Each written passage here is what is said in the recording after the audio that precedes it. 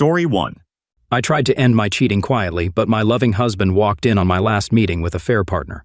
I'm selfish. That's what I tell myself every night when my house is quiet without my kids. My ex-husband has a good reason to hate me. My immediate family is split, and I've never stopped hating myself for what I did. My selfish act happened in 2015, at the age of 39, and I confess I took my ex-husband for granted.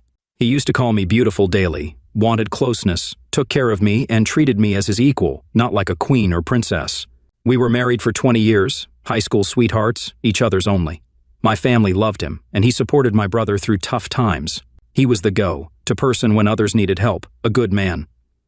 Over the years, I gave him 2 strong boys, 18 and 16, and twin girls, 13.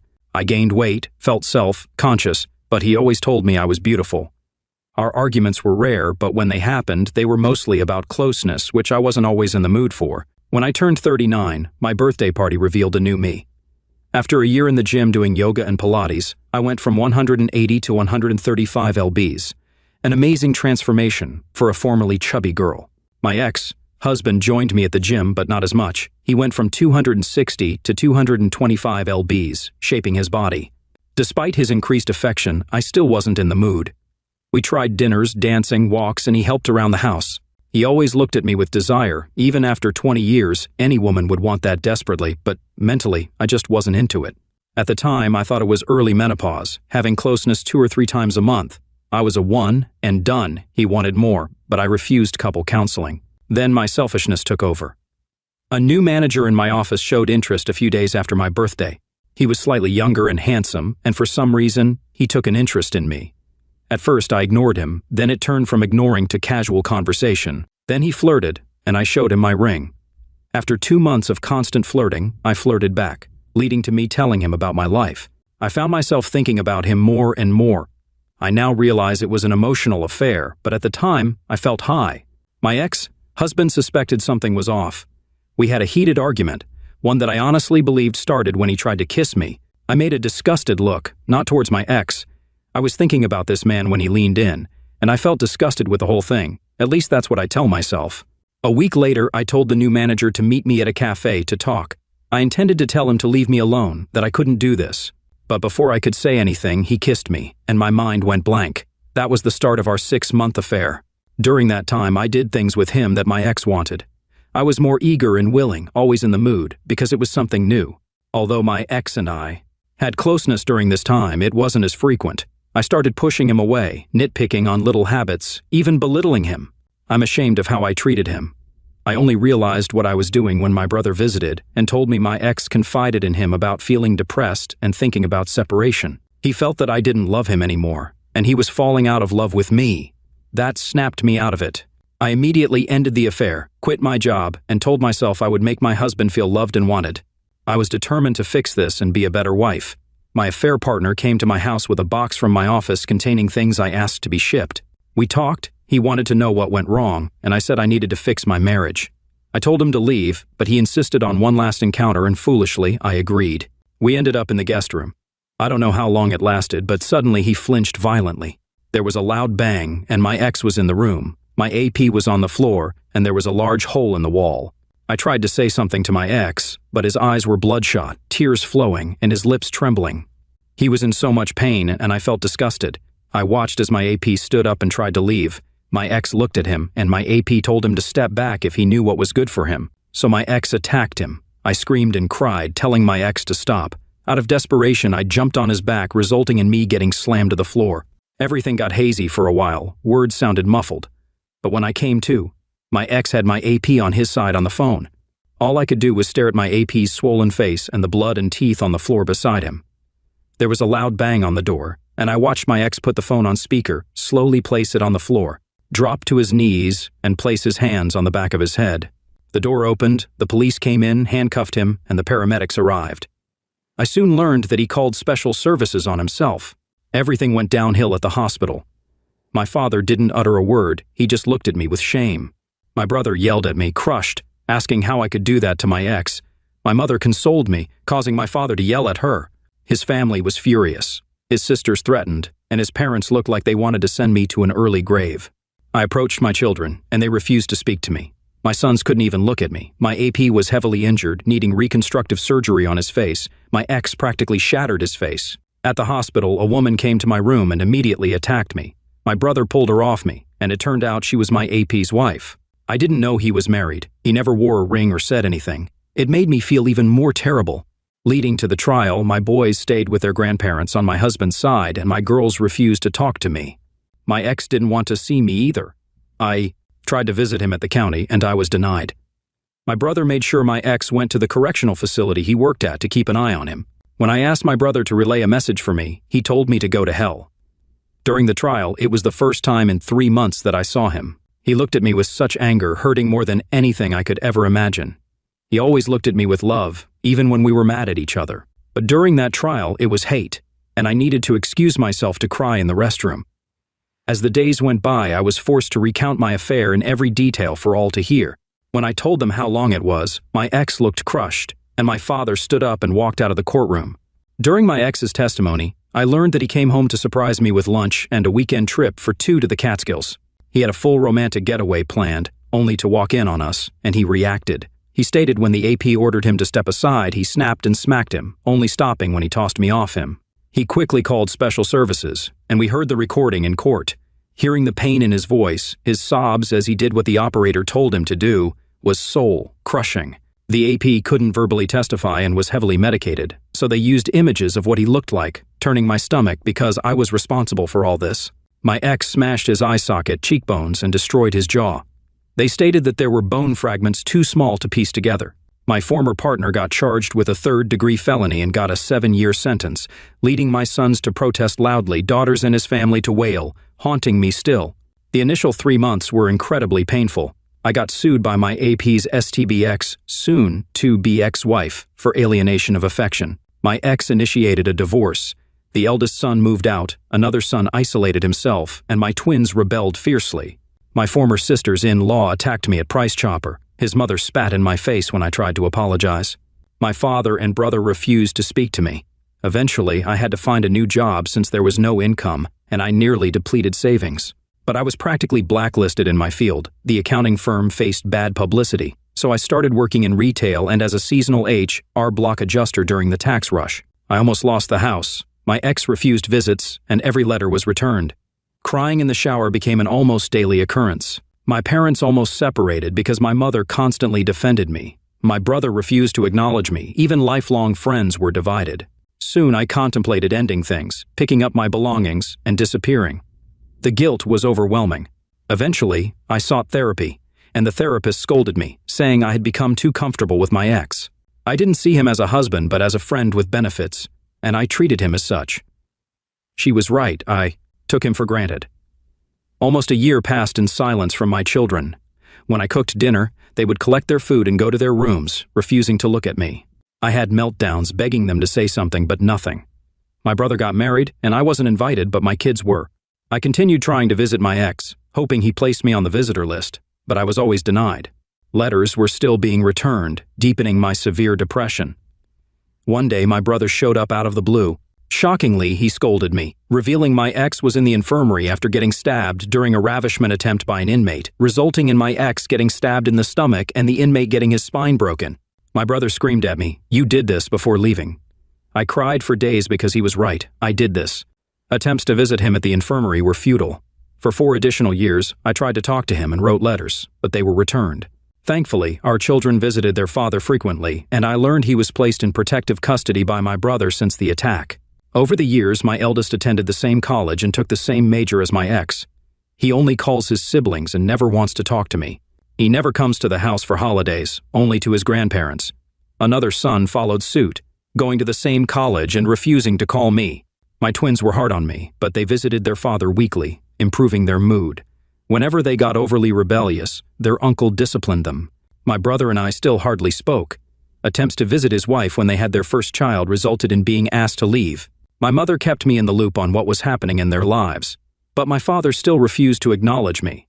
In early May this year, my kids were happy and my son returned home. I didn't know why, and I didn't care. They were home. For 4 months, my children were around, and I did everything I could to express my apologies. Most of the time, I was ignored, but they started talking to me, bringing me joy to have conversations with them. learning about their lives. My eldest had been dating someone for over a year, my second, born, was on a college track team, and even my girls started talking to me again. It intensified my self-hatred for what I did to them. Witnessing them smile, joke, and share dinner together, I missed those moments deeply. By the end of August, I was excited about the twins' first day of their senior year, coinciding with their 18th birthday. I shared my enthusiasm for their birthday party, but my girls asked if we could do it on a different day. This confused me, thinking we were starting to get better. When I asked why, one of them said, "Because Dad is throwing us a party and I don't want you near him." This comment shocked me. I asked when their father was released, and they said he got out at the end of April for good behavior, leading to tears, as it broke me a bit more. They were around more because he was out, happier and cheerful with their father back in their lives. It wasn't because we were starting to heal, they had him back. I asked where he was staying, and they told me he was staying with my brother. I tried calling, needing to talk to him, but he refused. I went over, holding all the returned letters through the years, saw him briefly through the door crack, shouted his name, and was asked to leave by my brother. I handed him the letters and left. In the driveway, I heard his voice, turned around, and he was walking towards me. I instantly started crying, hugged him, and he handed me back my letters coldly, saying, "You forgot this." I cried, watching him walk away. I begged him, pleaded for him to talk to me, and he just walked back into the house. My children stared at me by the door, and they all had no love in their eyes for me. At that moment, I realized my children were just tolerating me. However, I still want to fix this. I want to tell him how selfish I was, how much I missed him, apologize for destroying what we had. So I'm still trying to push through my daily life. I learned from my mother that my almost partner's ex-wife was visiting my ex 2 years ago, and she's been coming around to see him. I don't care, really. I just want him to somehow forgive me, talk to me, be beside me, look at me the way he used to. I want my kids beside us. I just want my family back, yet I know I don't deserve it. Even if by some miracle we become one again, it will never be the same. I was selfish, and I wish I could take it all back. Second story. This is a response to my mother's post. I try hard to keep my history a secret. My college friends are unaware that my dad spent time in prison, and I'm not interested in sharing it with them. When I roamed around campus and overheard people discussing and sharing a particular post, it brought back a flood of emotions I've been trying to cope with. Investigating further, I found enough details to confirm it was about my family, which made me furious. I contacted my mother, and her emotional reaction triggered an argument. Similarly, when I visited my dad and confessed, it led to a confrontation. Despite this, I believe my father is a good man. He only scolded me for disrespecting my mother. He advises me that even if I don't love her, I should still respect her. It's tough to respect someone like her. My father faced many challenges and often emphasized that we should be grateful for growing up in an area where achieving academically wouldn't lead to attacks. He shared how difficult it was for him in the South Bronx, where pursuing white things like going to college made you a target. At 15, my father's father passed away from cancer, and he had to step up as a surrogate parent for his 2 sisters. With no life insurance, he worked hard to contribute to rent and food while attending school. He considers it fortunate that his mother remarried a good man, and they moved to upstate New York for a better life. According to my uncle, in the 90s, my dad's unique style, including baggy clothes and a Puerto Rican flag shirt, attracted teasing from his friends. Unexpectedly, my dad fought back, earning their respect. Instead of walking away, he helped one of them and suggested skipping school, sharing a 40, and talking things out. This led to friendship, and he introduced my dad to my mom. They attended the same college, and by the end of their freshman year, they were married. During my upbringing, my parents were affectionate, always holding hands and kissing.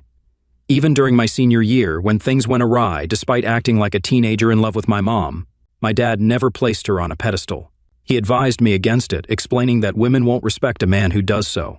His philosophy, treating your wife as an equal, best friend and confidant, was passed down from his father and stepfather. My dad, a big guy at 5 feet 11 inches and 260 lbs, was always joking and active despite his weight. I cherished the moments when he sang to my mom and did thoughtful gestures like serenading her, buying flowers, and writing love notes for no reason. He defended her honor and always expressed how beautiful she was. My dad set an example for the kind of man girls should have in their lives. He stood by my uncle, never giving up on him, even when others thought he was a lost cause. As my grandfather once said, my dad knocked the stupid out of him and left behind the man he was supposed to be, a phrase that always made me laugh. My dad showed me how to be a man, a friend, and a husband. Before her affair, my mother always loved my dad, and he was her support system.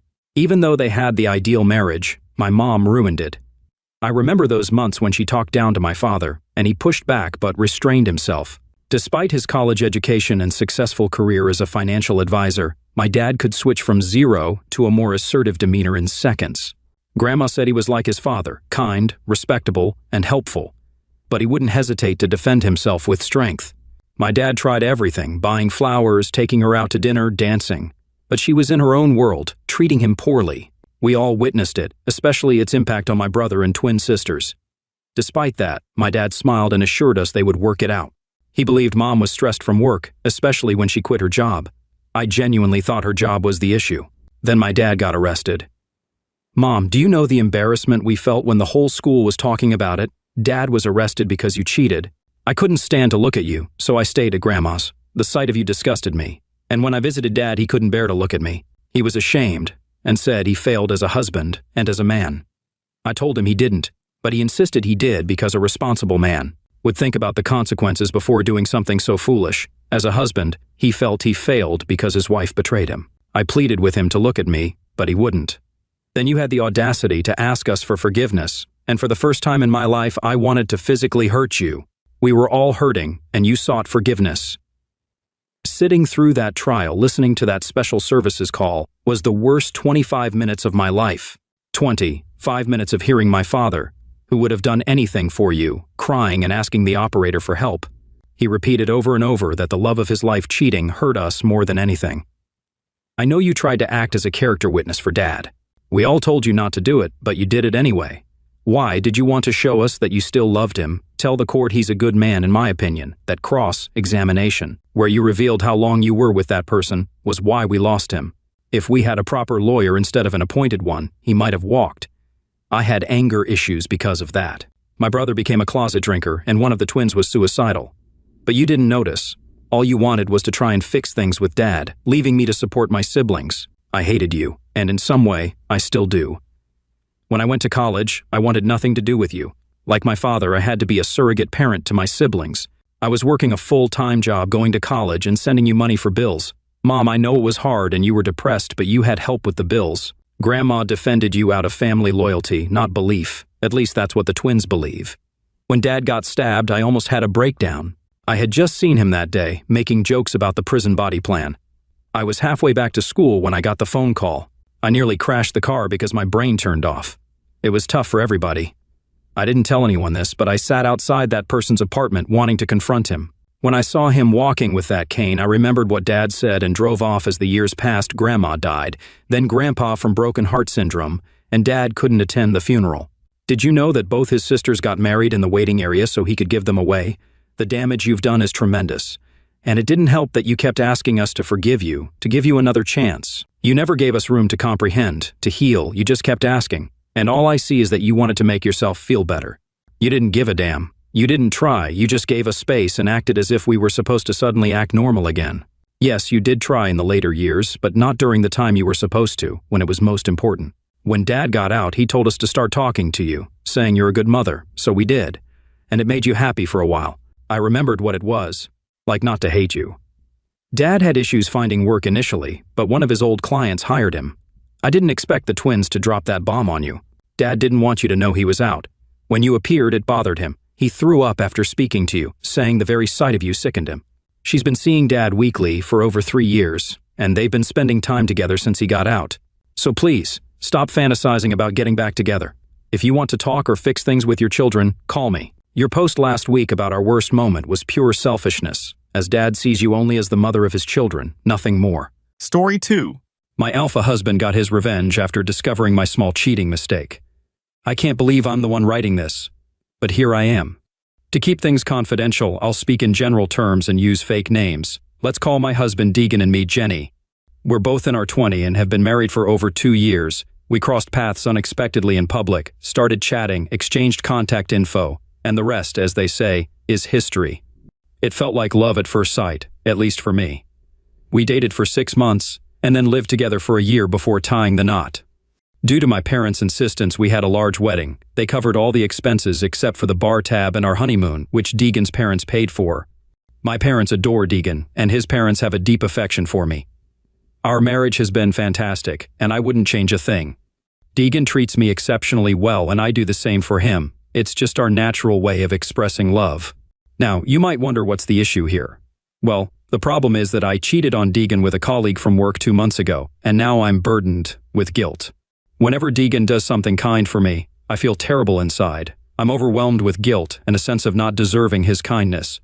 In an attempt to make amends for my betrayal, I've been exceptionally attentive to him since we returned from our trip. While we've always been naturally affectionate with each other, I'm taking it to another level. My dad even playfully teases us, suggesting we get a room because we're constantly engaged in some form of public display of affection. Like I mentioned earlier, I won't delve into details, but I want to clarify how things unfolded with my CO worker. I was chosen to join a special work team at my company. This project was a significant venture for the company and held great importance for our shareholders. Working on this assignment was satisfying but incredibly demanding and stressful, to the extent that one of our team members, a woman, experienced a nervous breakdown. Most of our work on the project was done remotely, but we did have 3 in-person team meetings along the way. As we neared the project's completion, something went wrong with the part I was responsible for. This required me to spend a week at one of our regional offices to fix the issue. Initially, 3 of us were scheduled to go, but at the last minute, the woman I mentioned who had the nervous breakdown had to cancel for obvious reasons. This left me and another CO worker, whom I'll call Percy, to tackle the problem and ensure the project met its deadline. We were on a tight schedule and worked continuously from 7 a.m. to well past 10 p.m. for the first 2 nights, spending every available moment together. We worked together in the office and ordered food for both lunch and dinner. I was extremely stressed and felt like I was about to have a nervous breakdown as, well. Thankfully, by 4 p.m. on Wednesday, we managed to solve the problem. To celebrate, we went to a nice restaurant and had a bit too much to drink. After returning to the hotel, one thing led to another, and I cheated on my husband. It was a spontaneous, thoughtless action. At first, I didn't have any negative feelings about it because I somehow justified it due to our hard work. So, the next night, Percy and I repeated what we did the night before. However, after being together on Thursday, the harsh reality of our actions hit me, and then Percy. We quickly regretted what we had done. Percy knew I was happily married, and I knew he was engaged to be married. We decided right then and there to forget about it, as if it never happened. We were also worried that if news of this affair ever got out within our company, it could damage our reputations and potentially jeopardize our jobs since it occurred during a company-paid business trip. We went our separate ways that night and agreed not to speak or communicate unless absolutely necessary. It wouldn't be too difficult since the project we worked on was a unique situation, and we lived on opposite sides of the country, making it unlikely for us to cross paths again. We ended things that night, or so I thought. On the flight back home, I felt fine at first, but then I started feeling anxious when I thought about meeting Deegan at the airport. I managed to hold myself together until I reached the pickup area and saw him waiting there, wearing a big smile. As soon as I laid eyes on him, I burst into tears, and we hugged and kissed each other repeatedly, holding on tightly. We were locked in that embrace for so long that an airport police officer approached us, tapping on the window and signaling us to clear the pickup lane. Deegan asked me what was wrong, and I explained that I had been under immense stress and missed him so much that I couldn't help but break down when I saw him. He understood, and that night we shared a beautiful and passionate night together. Since I returned from the trip, I've been taking extra care of him. He's enjoying the attention and deserves it, but inside, I'm suffering. Guilt is eating away at my mind, and it's getting worse by the day. I struggle with sleep and appetite, and it's affecting my work. All I want is to be close to my husband and show him how much I love him. I even have recurring nightmares about him discovering the affair and leaving me. Last week, we decided to try to conceive a child, which is heightened by emotions about everything. I keep thinking that I don't deserve him, or that he deserves someone better. I don't believe I can continue like this for another week. No one knows about the affair except for Percy and me. My situation gets even tougher because I have nobody to confide in. I sense my inner conscience urging me to be truthful and tell Deegan about my actions, but I'm terrified that it will cost me our relationship. I understand that if I confess, it will devastate him, and he might not see me the same way again. However, I believe he might eventually forgive me, given his deep love for me and his naturally kind and caring nature. So here's my dilemma. Should I disclose my meaningless affair from 2 months ago to my husband, or should I stay silent and make amends in other ways? I'd really appreciate hearing from those of you who faced a similar situation and how you handled it. Please be honest and share both the positive and negative outcomes. First update, 32 days after my initial post, I want to express my gratitude to all of you for your heartfelt responses. I've carefully read each one and value your willingness to share your personal experiences. After much contemplation and 3 counseling sessions with an excellent therapist, I've decided to tell my husband. It's going to be incredibly tough for me, and it will undoubtedly devastate him, but it's something I have to do. To prepare for this, I've created a detailed timeline of the affair, which wasn't difficult since it was purely physical and lasted less than 24 hours with no emotional involvement. My therapist has also provided me with some helpful articles on how to support a spouse dealing with infidelity, specifically what actions to avoid. I'm mentally prepared for the possibility that he might need some time apart from me. Based on what I've learned, this reaction is entirely normal, although I will be saddened if he chooses to react that way. As I mentioned earlier, my husband is an affectionate and caring man. He's generous and protective, so I don't anticipate him responding in that manner to this news. Instead, I believe he will be hurt and disappointed by my actions. I'm mentally prepared for a range of responses. Keep your fingers crossed for me. 13 months after my previous update. Hello everyone, it's been quite some time since I last posted here. Many of you have reached out inquiring about the progress of my situation.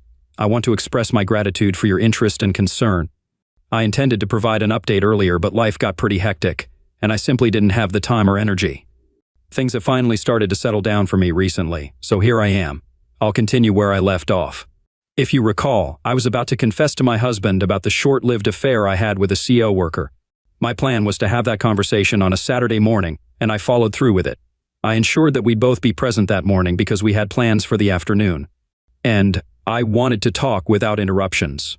On the morning of the confession, I was a bundle of nerves, and I almost backed out of it. Looking back now, I wish I had. I prepared Deegan's favorite breakfast, and after we ate, I disclosed the affair to him. He listened attentively as I spoke without uttering a word. When I finished, he gazed at me as if he were peering right through me. Then, he excused himself and retreated to the office, closing the door behind him. I approached the door and attempted to turn the handle, but it was locked. I spoke to him through the door, reiterating how sorry I was and expressing my love for him. I informed him that I'd be waiting in the living room when he was ready to talk. Based on what I had read in articles, it suggested that those who have strayed should give the betrayed partner plenty of space. So, that's precisely what I did. After a few minutes, I thought I heard him talking to someone, so I quietly went back to the door to see if I could make out the conversation. Unfortunately, I couldn't, so I returned to the living room. Then I received a call from my mom, which I let go to voicemail because I didn't have the time to talk to her. About 10 minutes later, there was a knock at the door. When I looked out, I saw my parents standing there. I opened the door and was about to suggest they come back later because Deegan and I were in the middle of a private discussion. However, my mom mentioned that Deegan had called them and confessed everything. I couldn't believe it and was left speechless. My dad asked if it was true, and I asked, "True about what?" My dad inquired, "Did you have an affair with one of your CO workers?" I admitted to it and started crying. My mom asked how I could do such a thing. Before I could respond, Deegan emerged from the office and began conversing with my parents, completely ignoring me and referring to me in the third person. He requested that my dad take me away from there. As he wasn't in a good state of mind, I continued to try to communicate with him, but he kept ignoring me, focusing solely on my parents as though I were invisible. Desperate for his attention, I approached him and hugged him. Though he didn't push me away, he didn't hug me back either. After I let go of him, he returned to the office and locked the door. My parents began asking me questions about the affair, which upset me, and I ran into the bedroom. My mom followed me in, and we had a conversation for a while, and then she helped me pack a few things before leaving. I spoke to Deegan through the door, expressing my love for him and stating that I would stay away until he was ready to talk. I informed him that I was heading to my parents' house and would remain there as long as he needed. I didn't receive any communication from him for the rest of the day. I attempted to contact him several times, but he didn't respond. In my final text, I mentioned that I was coming over because I was worried about him. He replied and requested that I give him some space. I spent the entire day crying and repeatedly asking myself how something like this could happen. When I woke up on Sunday morning, my parents were sitting at the table drinking coffee with sad expressions on their faces. I thought they were upset about my actions, but there was more to it. My dad informed me that Deegan had come over earlier that morning. I was excited and inquired if they had spoken to him. My dad replied, "No, we didn't see him." I then asked how they knew he was there. My dad explained that it was because he had left my car in the driveway filled with all my belongings. Upon hearing this, I simply said, "What?" and rushed out to the driveway where I saw my SUV parked and packed to the brim with trash bags. Seeing that, I broke down and fell to the ground crying.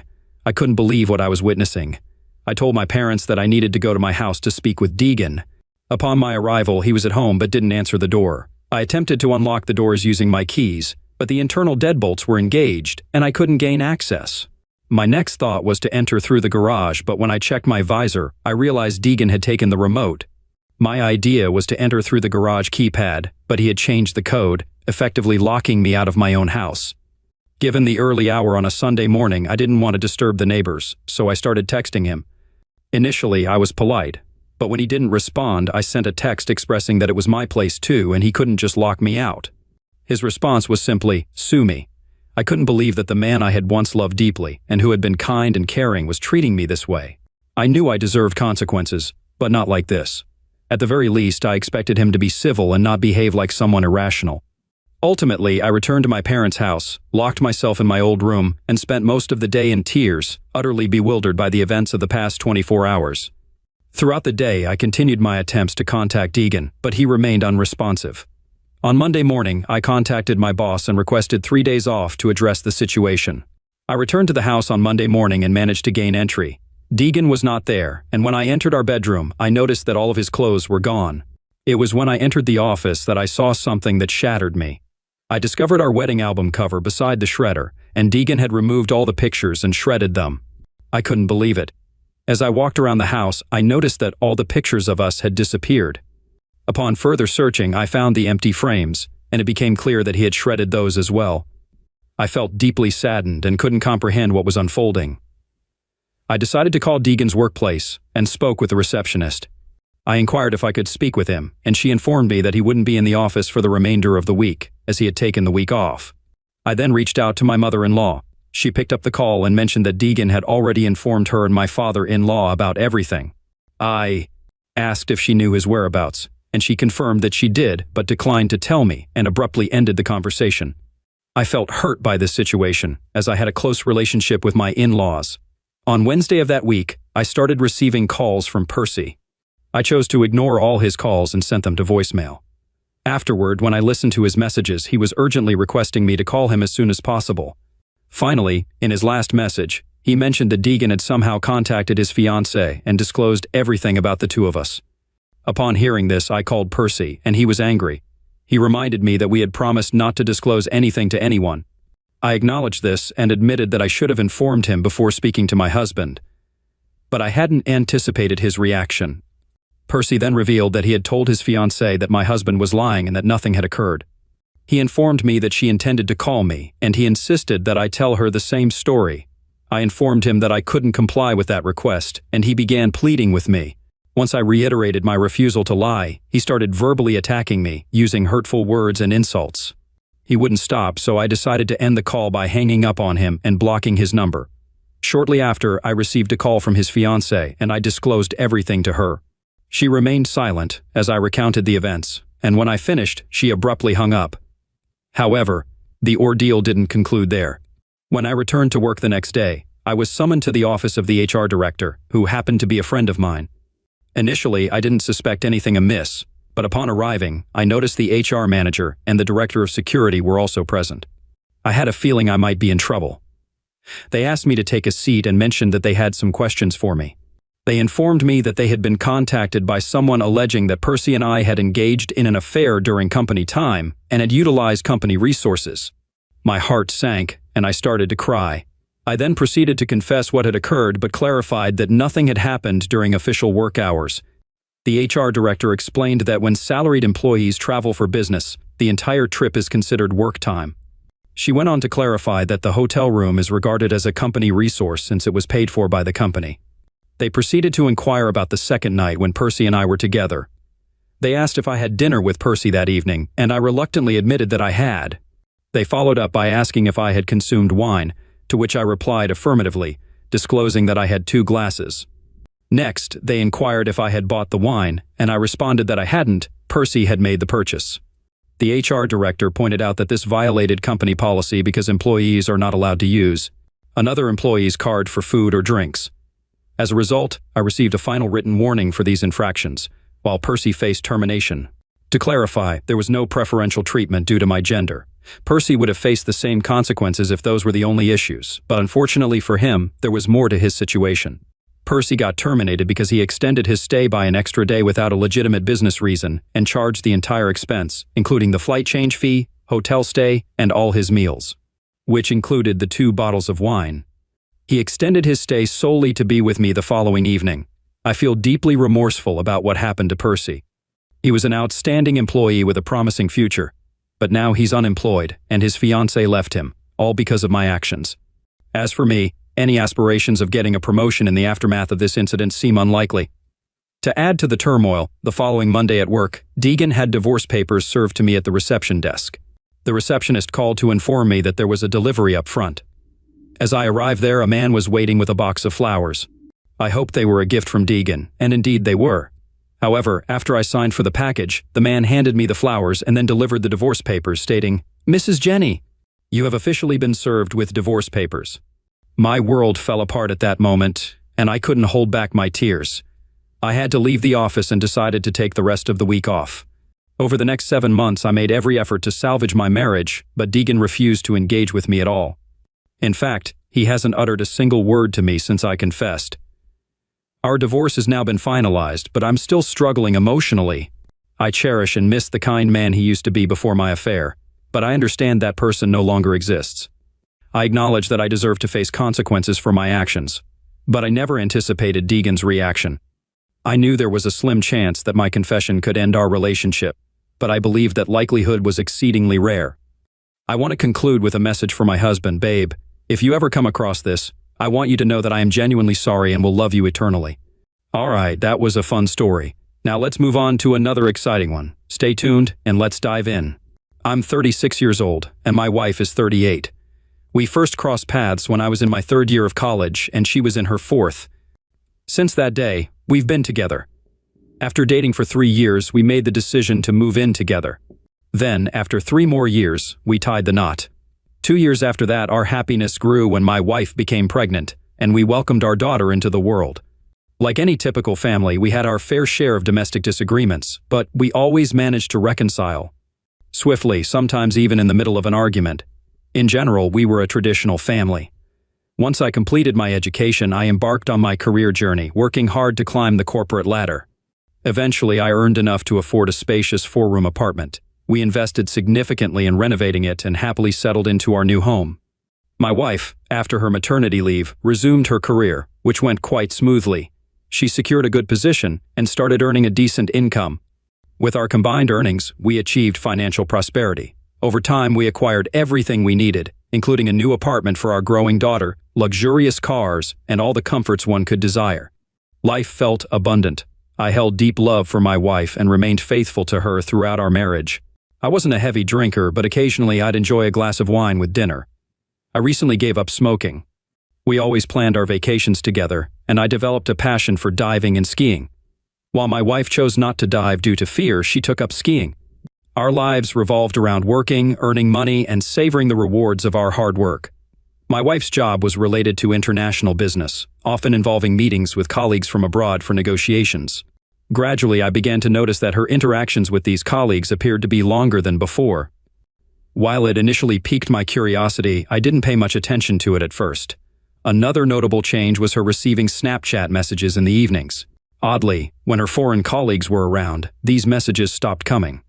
A couple of times I checked her phone after she had fallen asleep, but all the messages had been deleted. I observed that the last message consistently arrived around 7 p.m., even though her phone received notifications after she had already gone to bed.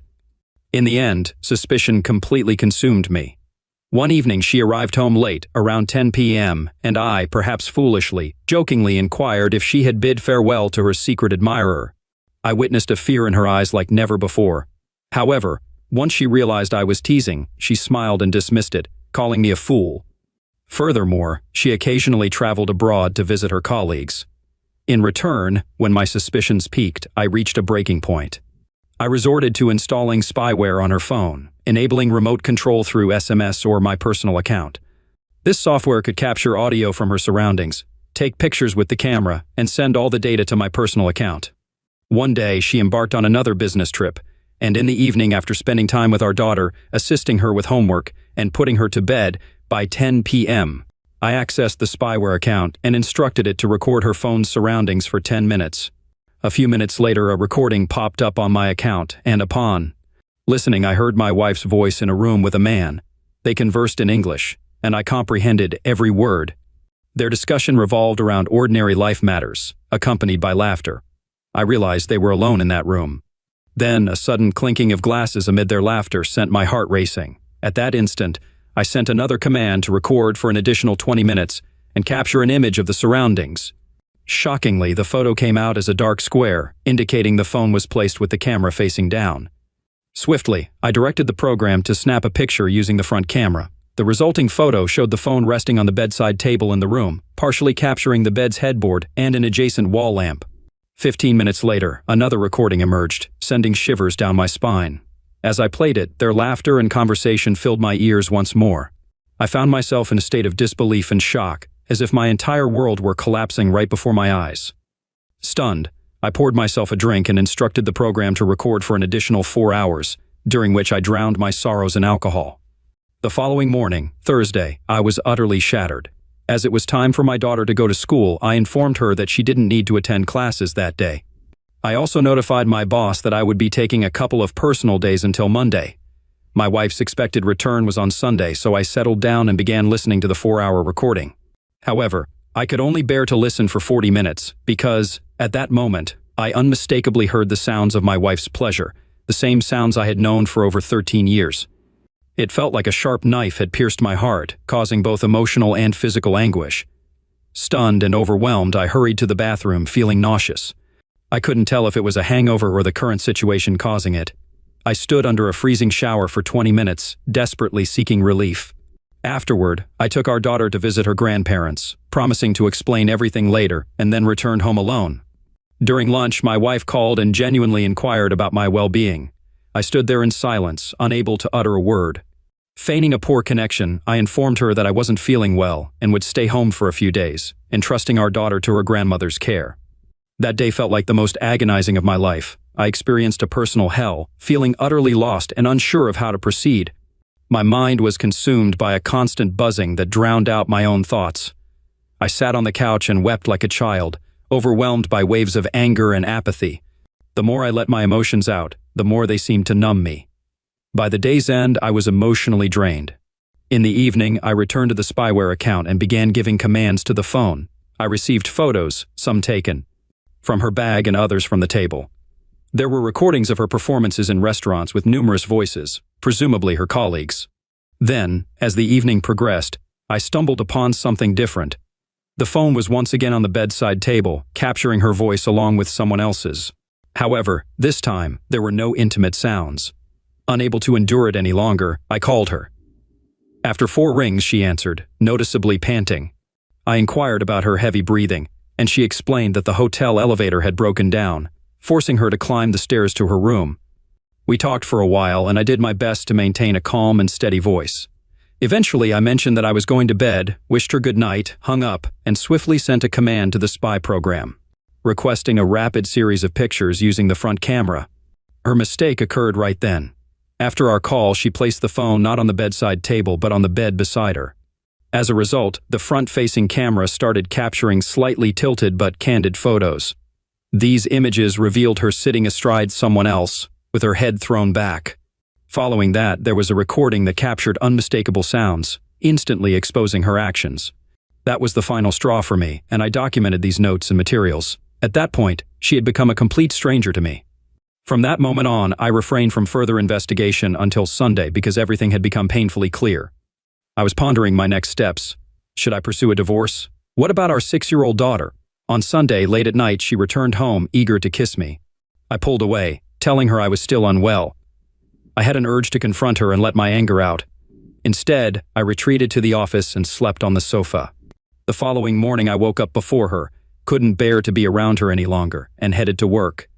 I endured the day mechanically, then approached my boss and urgently requested a week's vacation. I saved all the proof on a flash drive and then phoned my wife. I told her I had to go on a 1-day business trip but asked her not to take our daughter away from her grandmother because I had a surprise planned that night. When I returned home, I packed my bag quickly. She helped me pack, acting politely and innocently. However, her insincerity made me angry. I took my bag, left the USB drive on the bedroom nightstand, and called a taxi to our second apartment, the one set aside for our daughter. Once there, I called a friend and suggested going abroad for a few days. He agreed, and we hastily booked tickets for an early morning flight to Munich. It was in Munich that I confessed everything to him. We explored the city, socialized with other women, and to be honest, I no longer had any feelings for my wife. I ignored her calls and only messaged her to insert the USB drive into my laptop. After about 30 minutes, my phone started ringing non-stop, and I received numerous messages, but I didn't care anymore, so I turned off my phone. We continued our adventures in Munich for 3 more days before I flew back home on Saturday. When I returned, I turned on my phone, and it took me 5 minutes to go through a bunch of messages from my wife. However, I chose not to read them because I was afraid of getting confused before going into the apartment. When I entered, it was oddly quiet inside. I quietly placed my bag down, removed my shoes, and was about to wash my hands when she emerged from the bedroom. Oh my goodness, I had never seen her looking so disheveled and swollen, with tears streaming down her face. She dropped to her knees, trying to explain something incoherently amidst her sobs and tears. I maintained a stoic expression, urging her not to make a scene. Then, in a composed manner, I asked her about our next steps. She begged me for forgiveness, once again drowning in tears and mucus. She admitted she had made a terrible mistake, claiming she didn't understand how things had come to this point. She even started calling herself names, and so on. But I realized that I no longer felt sympathy or anger toward her. She cried out that she loved me and always loved only me, and that all of this had happened because she had been foolish and realized during my absence that she had ruined our relationship. But as they say, revenge is best served cold. I told her that we were no longer husband and wife, just mom and dad for our daughter. We would pretend everything was okay between us, but I would live my life, and she could live hers. She was no longer the only one in my life, she was just my partner in raising our child. Maybe someday I'll change my mind, but for now, the thought of being intimate with her makes me sick. By the way, I told her where I had been and what I had been doing. She said she understood everything and was willing to endure whatever it took. Well, no one forced her to speak. As a result, we now share the same apartment, although, to be honest, I've already purchased another one for myself and put it in my father's name to avoid property disputes. I spend most of my time sleeping in the office, although occasionally I sleep in the bedroom for my daughter's sake. There have been a few times when my wife tried to hug me when we shared a bed, but I rejected her firmly. It's been 3 months since we were intimate. She hasn't confided in her parents. Only her father knows about my situation.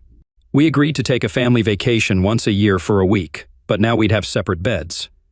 I often hang out with friends and have made new acquaintances, including some attractive women. Sometimes I wonder when she'll reach a breaking point and leave or file for divorce, but she hasn't yet.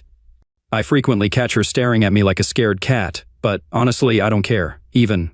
Though I see her making efforts, I find satisfaction in her pain. Recently, I provocatively placed a pack of rubbers on my office desk to taunt her. Despite her reaction, she entered the office to say something, noticed the rubbers on the table, and hurried out, probably in tears. She still goes to work, but she doesn't stay late anymore, although I don't really keep tabs on her. At some point, she tried to explain to me that she had severed all non-business ties with the other man. It seems she'll still need to communicate with him for work-related matters, but she swears she doesn't approach him now. By the way, that guy also has a family. I told her that her relationships with sexual partners are none of my concern, and she's free to do as she pleases. She doesn't need to inform me about her intimate encounters. I also stay out late sometimes now, leaving when my daughter goes to bed on Friday nights, for example. Naturally, I don't hold back when it comes to my desires. If I want sex, it happens in the morning. I go to the office to sleep or to the bedroom if she's not there anymore. There haven't been any changes in our daily routine at home. I continue to do the grocery shopping, and I enjoy cooking. We still have a housekeeper for cleaning, so that aspect remains the same. I've been covering the rent for the apartment, and I still am. I'm not concerned about how or if she's spending her money. Our communication is limited to our daughter or her parents when they visit, although I have a feeling that if I were to tell my mother-in-law, she might confront her right in front of me. I have a good relationship with my mother-in-law. She's a smart woman who values family strongly. This is probably one reason why my wife doesn't want to leave. It seems like she's afraid of her mom because she knows her mother would ask what's going on, and I won't lie.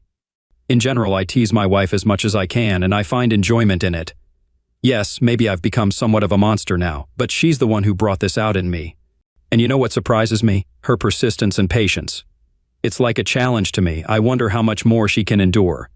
And please don't start with the whole "she's the mother of your child" blah blah blah. She didn't care much about that when she was involved with that guy for half a year. She was going on business trips or having affairs in this city without thinking about our daughter or her husband. No comment.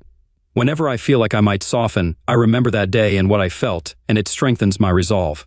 I become unyielding again. So this is how I'm living now. Our daughter is doing well, we're good parents, and I still help her with her schoolwork in the evenings. Our mutual friends are unaware of our situation. Maybe when I get tired of tormenting her or decide enough is enough, I'll switch off my hostile mode and have a conversation with her. But not right now. Not now. Thank you. Story 3. The fluorescent lights of courtroom 7B cast an unforgiving glare across the worn wooden benches, highlighting every crack and crevice in the aging justice system. Kevin Stevens sat rigid in his chair, the fabric of his decade-old suit jacket rough against hidden wounds. His attorney's leather briefcase rested between them like a shield, containing evidence that would soon shatter 15 years of careful lies. The morning crowd filled the gallery behind him, a mix of other divorcing couples, their attorneys, and the usual courthouse regulars who came to watch personal tragedies unfold like daytime television. Their whispered conversations created a constant undercurrent of sound, punctuated by the occasional cough or shuffling of papers that Kevin's gaze drifted to the woman seated across the aisle, Melissa, his wife of 15 years. She held court at the defendant's table like a queen receiving subjects, her designer suit probably worth more than his monthly salary from both jobs combined. Her dark hair cascaded over her shoulders in careful waves, and her red lipstick curved into that familiar smirk that had haunted his nightmares for years. Looking a bit tired today, Kevin, she called across the aisle, her voice carrying just enough to draw attention without seeming to project. Those double shifts really taking their toll? She turned to the young legal assistant beside her, adding in a stage whisper, "He's always been this way, you know. No drive, no ambition. Just existing." Several spectators chuckled, and Kevin felt heat rise in his neck. His attorney, Michael Webb, placed a steadying hand on his arm. "Don't engage," he whispered. "She's trying to provoke you." Kevin nodded, forcing his breathing to remain steady. The bruises under his shirt throbbed in rhythm with his heartbeat, a constant reminder of why he was here. His hand unconsciously moved to his ribs, where the latest injury still made every breath a challenge. The courthouse clerk, a middle-aged woman with steel-gray hair and reading glasses perched on her nose, shuffled through papers at her desk. "All rise," the bailiff's voice boomed through the courtroom, startling several spectators to attention. Judge Harrison entered, her black robes flowing behind her as she took her place at the bench. Her stern expression surveyed the room before she sat, her gaze lingering briefly on Melissa's perfectly composed face before shifting to Kevin's worn appearance. "Be seated," she commanded, accepting a folder from the clerk. "We're here today for Stevens versus Stevens, case number 2025-437. This is a hearing regarding divorce proceedings and custody arrangements for their 2 minor children." She glanced at her papers. "I see Mrs. Stevens is seeking full custody and 70% of joint assets. That's quite a substantial request." Before either attorney could speak, Melissa's voice cut through the air like expensive crystal shattering on marble floors. "Your Honor, if I may."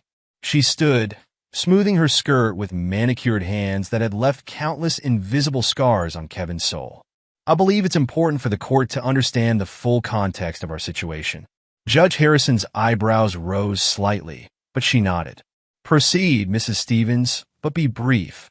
Melissa's lips curved into a practiced smile, the same one she'd used at countless dinner parties and school functions, the smile that made everyone believe her lies. "Your Honor, I've spent 15 years trying to build a life with a man who refuses to grow, to achieve, to be anything more than mediocre. He works 2 jobs, yes, but only because he lacks the ambition to advance in either one. Our children need a role model who can show them how to succeed in life, not someone who's content to remain stagnant." Kevin's attorney rose, his expression tight. "Your Honor, my client's employment history shows consistent." "Oh, please," Melissa interrupted, her theatrical eye roll drawing more chuckles from the gallery. "Consistency in mediocrity is hardly something to brag about. He's like a workhorse, easy to ride. She gestured toward Kevin with elegant dismissiveness. Look at him. Same cheap suit he's had for years. While I've built a successful personal training business and maintained our family's social standing despite his limitations. The gallery's attention swung between them like a pendulum, most faces showing sympathy for the beautiful, successful woman saddled with such an apparently uninspiring husband. Kevin noticed a young couple in the gallery whispering to each other, the woman shaking her head in apparent dismay at his appearance. Mrs. Stevens, Judge Harrison warned, this is a court of law, not an entertainment venue. If you have relevant facts to present, please do so through your attorney. Melissa's attorney, Regina Palmer, stood smoothly. Her tailored pantsuit and pearl necklace exuded old money and influence.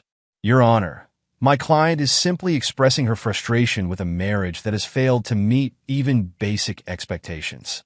Mrs. Stevens has been the primary caregiver for their children, maintaining an active presence in their school and social lives while also running a successful business.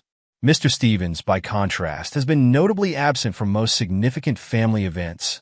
Kevin's hands clenched under the table as memories flooded back, memories of why he'd missed those events. The school play he couldn't attend because Melissa had accidentally slammed the car door on his hand the night before, leaving him in the emergency room. The parent-teacher conference he'd missed because she'd pushed him down the stairs, claiming he'd tripped over toys their son had left out. Each absence had been carefully orchestrated, then used against him as evidence of his failure as a father. Your Honor, Michael Webb interjected, my client has maintained steady employment throughout the marriage, working additional hours to support his family's lifestyle. Mrs. Stevens' business, while successful, represents only a small portion of their household income. Furthermore, small portion? Melissa's laugh rang out, sharp and cutting. At least I have something to show for my efforts. What has he achieved? A position loading boxes? Filing paperwork at night? Our children deserve better than a father whose greatest ambition is punching a time clock. Judge Harrison's gavel cracked against the wooden block. Mrs. Stevens, I won't warn you again about interrupting. One more outburst and you'll be held in contempt. Melissa subsided into her chair, but her smirk remained. She crossed her legs elegantly, her expensive heel bouncing slightly as she watched Kevin with the same amused contempt she'd shown throughout their marriage. She knew how this would play out. She always did. Her carefully crafted image of the successful, devoted mother trapped in a marriage with an underachieving husband had convinced everyone for years. Why should today be any different? Kevin felt the weight of the evidence in his attorney's briefcase like a physical presence. Photos, medical records, documented incidents that he'd kept hidden out of shame and fear. His children's faces flashed through his mind, their confusion, their gradual withdrawal as Melissa's manipulation turned them against him. His daughter's tears when he'd missed her dance recital, not knowing he'd been nursing cracked ribs from Melissa's latest accident. His son's disappointment when he'd skipped the father-son camping trip, unable to explain the burns hidden under his long-sleeved shirt. Regina Palmer continued her presentation, her voice smooth and professional. Furthermore, Your Honor, Mr. Stevens has shown a pattern of emotional distance that has affected the children's development. They've expressed feeling abandoned by their father, a sentiment that, Your Honor, Kevin's voice cut through the courtroom, surprising even himself with its steadiness.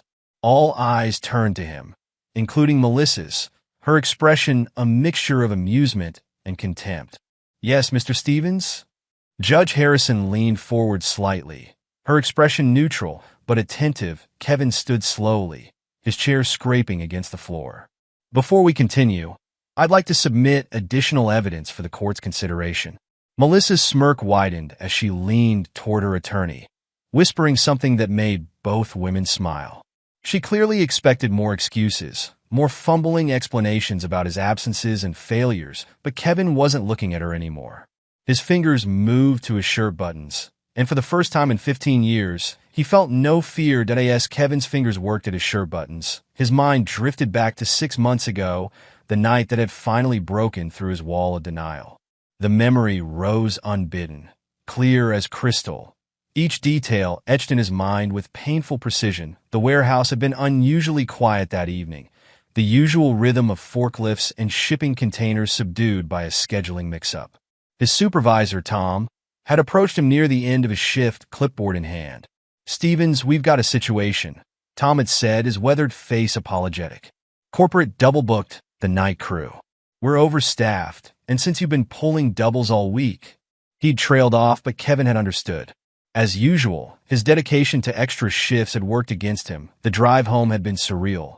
Streetlights casting intermittent shadows across his dashboard at an hour when he was usually still working. Melissa's red BMW sat in the driveway of their colonial-style home, its pristine finish a stark contrast to his aging sedan.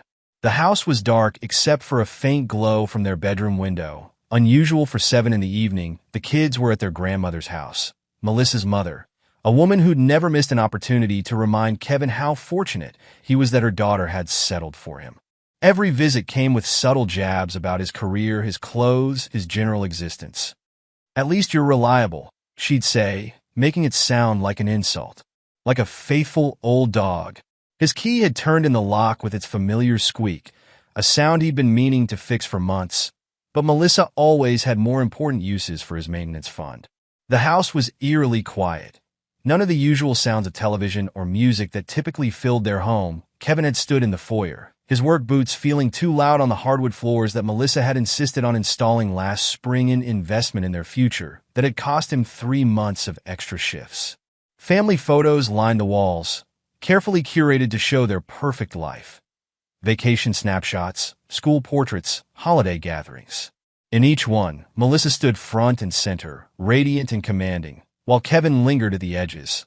A shadow in his own family's story, the stairs had creaked under his feet as he climbed, each step bringing him closer to the sound he'd been subconsciously registering since entering the house. Muffled voices and movement from the master bedroom. Their bedroom door was closed, but thin strips of evening light escaped around its edges. Along with sounds that his mind refused to process later, he would realize that some part of him had known what he would find. Perhaps he'd known for months, choosing to ignore the signs. The late-night training sessions, the new clothes, the constant texting she blamed on client communications. But in that moment, standing before the closed door, he'd still clung to his illusions. The door handle had turned silently under his grip.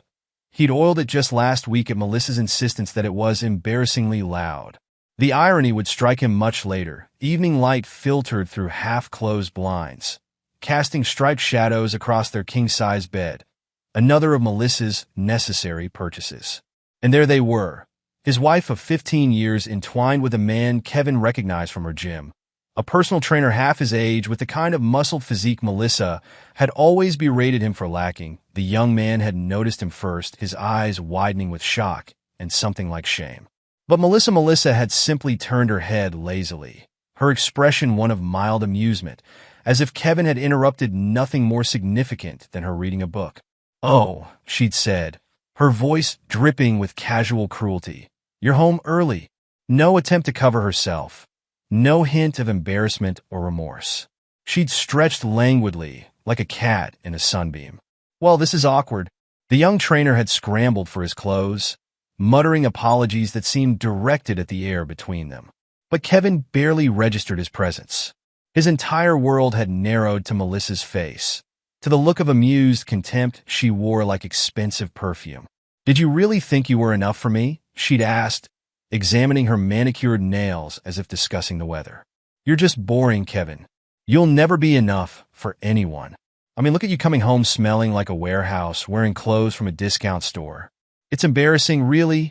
Each word had struck like a physical blow, joining the constellation of bruises hidden beneath his shirt. The trainer had fled, leaving behind one sock and a protein shaker that would sit in their lost and found basket for weeks. A plastic monument to the death of Kevin's last illusions. "Don't look so shocked," Melissa had continued, finally reaching for her silk robe, the one Kevin had bought her last Christmas with money earned from 3 weeks of overtime. "Did you think all those late-night sessions were really about fitness? God, you're naive." She'd laughed then, that silvery laugh that had once made him feel like the luckiest man alive. "This isn't even the first time, you know. Just the first time you've been pathetic enough to come home early and catch us." Kevin had stood frozen, his work bag still slung over his shoulder, his mind struggling to process the casual way she was destroying 15 years of marriage. But even then, even in that moment of ultimate betrayal, his first thought had been of their children. The kids, he'd managed to say, his voice sounding distant to his own ears. What about? Oh, please. Melissa had stood, tightening her robe with sharp, angry movements. Don't pretend this is about the children. You're barely there for them anyway. Always working, always tired, always making excuses. At least I'm present in their lives. At least I'm showing them how to live with passion, with ambition. You mean showing them how to cheat? The words had escaped before he could stop them, and Melissa's eyes had narrowed dangerously as she'd crossed the room in 3 quick steps, her hand connecting with his face in a practiced motion. The ring on her middle finger, his grandmother's ring, given to her on their wedding day, had cut into his cheek, adding another small scar to his collection. Don't you dare judge me, she'd hissed, all pretense of amusement gone. I've given you 15 years of my life. 15 years of watching you plod along, content with mediocrity, while I've had to maintain our social standing despite your limitations. Her lips had curved into a cruel smile. Did you think the gym was the only place I found better men? There have been others, Kevin. Many others. Because you're not enough. You've never been enough. He'd stood there, blood trickling down his cheek, as she detailed her infidelities like she was reading a grocery list. Each casual revelation had driven home how blind he'd been, how completely she'd controlled their narrative. The business dinners, the yoga retreats, the girls' weekends, all opportunities for her to seek what she claimed he couldn't provide. So what are you going to do about it? She'd asked finally, her tone suggesting she already knew the answer. Leave me? Take the children? She'd laughed again, but this time the sound held no music, only cold calculation. Who would believe you? Look at yourself, Kevin. Look at me. Who do you think everyone will support in a divorce? The successful, devoted mother who's active in the community?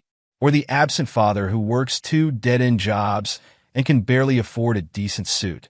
She'd been right, of course. She was always right. He'd stayed, telling himself it was for the children, that they needed stability, needed their family intact. But in the darkest hours of the night, he'd admitted the truth to himself. He'd stayed because she convinced him he deserved nothing better. The memory faded, bringing Kevin back to the present moment in courtroom 7B. His fingers had finished with his shirt buttons while his mind wandered through that pivotal night. Judge Harrison was watching him with growing concern, while Melissa's smirk had started to fade as she noticed the determined set of his jaw. The 6 months since that night had been a slow descent into hell. Melissa had flaunted her affair openly, taking calls from her lover while Kevin was in the room, leaving evidence of their encounters where he would find them. But worse than the infidelity was how she'd used their children as weapons. Daddy doesn't love us enough to fight for us, she'd tell them when she thought Kevin was within earshot. He's too busy working his little jobs to care about our feelings. Each word had been carefully chosen to cut deep, to reinforce the narrative she'd been building for years. Their daughter, Emily, had stopped meeting his eyes, convinced by her mother's constant whispers that her father's absences were by choice rather than necessity. Their son, Michael, had begun parroting Melissa's criticisms, his young voice taking on her cruel inflections as he questioned why his father couldn't be more like the other dads at school. The breaking point hadn't been the affair, or even the emotional manipulation of their children. It had been last Tuesday night, when Kevin had overheard Melissa on the phone with her lawyer. Of course I'll get full custody, she'd said, her voice carrying through the heating vent to the basement where Kevin was doing laundry. I've got years of documentation, every missed school event, every skipped parent-teacher conference. Nobody will believe him over me. I mean, look at him compared to me. She'd laughed that silvery laugh that now sent chills down his spine. Once I get the kids, the house, and most of the assets, he'll have nothing left. Just like he deserves. That night, Kevin had finally called Michael Webb, the attorney whose card he'd been carrying in his wallet for months. It was time to end the illusion of their perfect life, no matter the cost now. Standing in the fluorescent-lit courtroom, Kevin's fingers finished with the last button of his shirt. The gallery had fallen silent, sensing the shift in atmosphere. Even the usual shuffling of papers had ceased. Mr. Stevens, Judge Harrison began, her tone cautionary. What exactly are you? The shirt fell open, and the silence in the courtroom became absolute. His torso was a roadmap of abuse. Fresh bruises in various shades of purple and yellow, old scars that traced patterns across his skin, circular burns that could only have come from deliberately placed cigarettes and cooking utensils. Some wounds were precisely placed, showing calculated cruelty, while others spoke of wild, uncontrolled rage. That a gasp rippled through the gallery. Someone in the back row whispered, "Oh my God." The young couple who had been judgmental earlier now stared with horror-struck expressions that Melissa's smirk had vanished completely, replaced by something close to fear. Her manicured nails stopped their incessant tapping, gripping the edge of the table instead.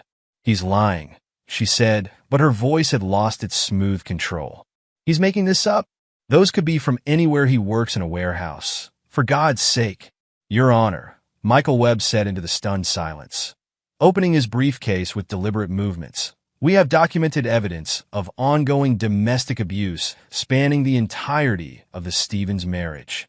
He began laying out folders on the table. Medical records from 5 different emergency rooms, chosen specifically so no single facility would notice the pattern. Photographs dating back to their first year of marriage, each injury carefully documented with dates and circumstances. Witness statements from neighbors who heard Mrs. Stevens' violent outbursts but were too intimidated by her social standing to report them. Kevin remained standing, his shirt open, as Webb continued. "We have security camera footage from their home showing Mrs. Stevens physically attacking my client on multiple occasions. We have audio recordings of her threats, her emotional manipulation of their children, and her bragging to friends about how she's managed to maintain her public image while systematically destroying her husband's sense of self-worth." The judge's expression had transformed from professional neutrality to barely contained fury. Her eyes moved from Kevin's exposed injuries to Melissa's increasingly panicked face. "This is ridiculous." Melissa stood abruptly, her chair scraping against the floor. "Your Honor, he's clearly doing this for sympathy. Those injuries could have come from anywhere. He's clumsy. He works with heavy equipment." "Mrs. Stevens," Judge Harrison's voice cut through the air like a blade, "sit down." But Melissa was losing control, her carefully crafted persona cracking under the weight of exposed truth. "You can't believe him. Look at him compared to me. I'm the victim here. He's been emotionally unavailable, neglectful of our children. Because you put me in the hospital." Kevin's voice rang out, stronger than anyone had ever heard it. "The school play I missed? I was in the emergency room with cracked ribs after you pushed me down the stairs. Parent-teacher conference? You'd burned my arms with cooking oil the night before. Every absence, every missed event, you orchestrated all of it, and then used it against me." The gallery erupted in murmurs. Regina Palmer, Melissa's attorney, was frantically trying to quiet her client. But Melissa had passed the point of no return. "You deserved it," she screamed, her perfect makeup cracking as tears of rage streaked down her cheeks. "You were supposed to be more. I gave you everything. My youth, my patience, my time. And what did you do? You stayed exactly what you were, content with your pathetic little life. Embarrassing me in front of my friends with your discount store clothes and your working-class job." "Mrs. Stevens," Judge Harrison's gavel cracked like a gunshot. "One more word, and you'll be held in contempt." But Melissa was beyond hearing. She lunged across the aisle toward Kevin, her manicured hands curved into claws. "You think you can humiliate me like this? You're nothing without me. Nothing." The bailiff moved with surprising speed for his size, catching Melissa before she could reach Kevin. She struggled in his grip, her designer suit wrinkled, her carefully styled hair falling in disarray around her face. "Order!" Judge Harrison's voice boomed through the courtroom. "We will have order." She turned to the bailiff. "Remove Mrs. Stevens to the holding cell until she can control herself. And contact the district attorney's office. I want criminal charges filed for domestic abuse and assault." As Melissa was led away, still screaming threats and accusations, Kevin slowly rebut-toned his shirt. His hands were steady, each movement deliberate. The gallery watched in stunned silence. The truth of 15 years of abuse finally laid bare under the harsh courtroom lights. "Your Honor," Michael Webb spoke into the heavy silence, "given this evidence and Mrs. Stevens' behavior, We request an immediate temporary order, granting my client full custody of the children and exclusive use of the family home. We also ask for a permanent restraining order against Mrs. Stevens. Judge Harrison nodded, her expression grave. Granted on all counts.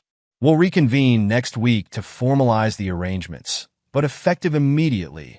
Mr. Stevens has full custody of the children. She turned to Kevin, her stern facade softening slightly. Mr. Stevens, there are resources available, counseling services, support groups. My clerk will provide you with the information. Kevin nodded, finally allowing himself to sit. Across the aisle, Regina Palmer was gathering her papers, her earlier confidence replaced by shocked resignation. The gallery began to clear, but not before several people approached Kevin to offer quiet words of support and admiration for his courage. Today, as the courtroom emptied, Kevin remained in his seat, feeling the weight of 15 years lifting from his shoulders. For the first time since his wedding day, he could breathe freely. The illusion of their perfect life had shattered, but from its ruins, he could finally begin to build something real. The courthouse holding cell smelled of stale coffee and desperation. Melissa Stevens paced the narrow space like a caged tiger, her designer heels clicking against the concrete floor. Her attorney, Regina Palmer, watched through the cell bars, her earlier confidence replaced by grim resignation. "This is absolutely ridiculous," Melissa spat, running her fingers through her disheveled hair. "He planned this. He must have been planning this for months, the sneaky little Mrs. Stevens." Regina interrupted sharply. "I need you to stop talking. Right now. Every word you say can be used against you. And you've already said plenty in that courtroom."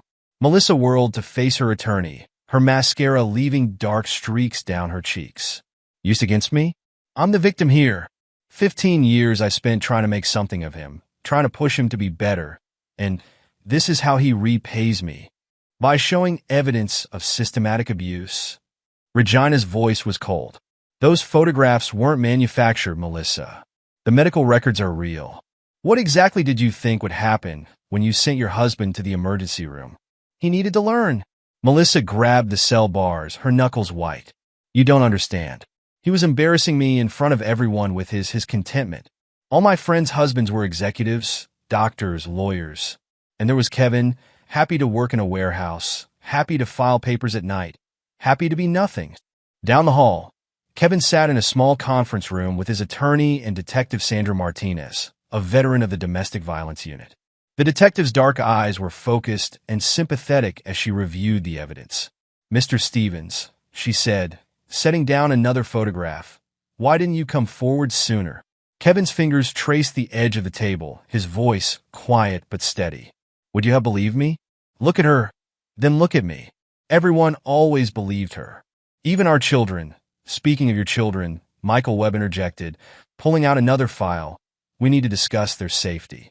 The evidence suggests Mrs. Stevens has been emotionally manipulating them." Detective Martinez nodded, making notes.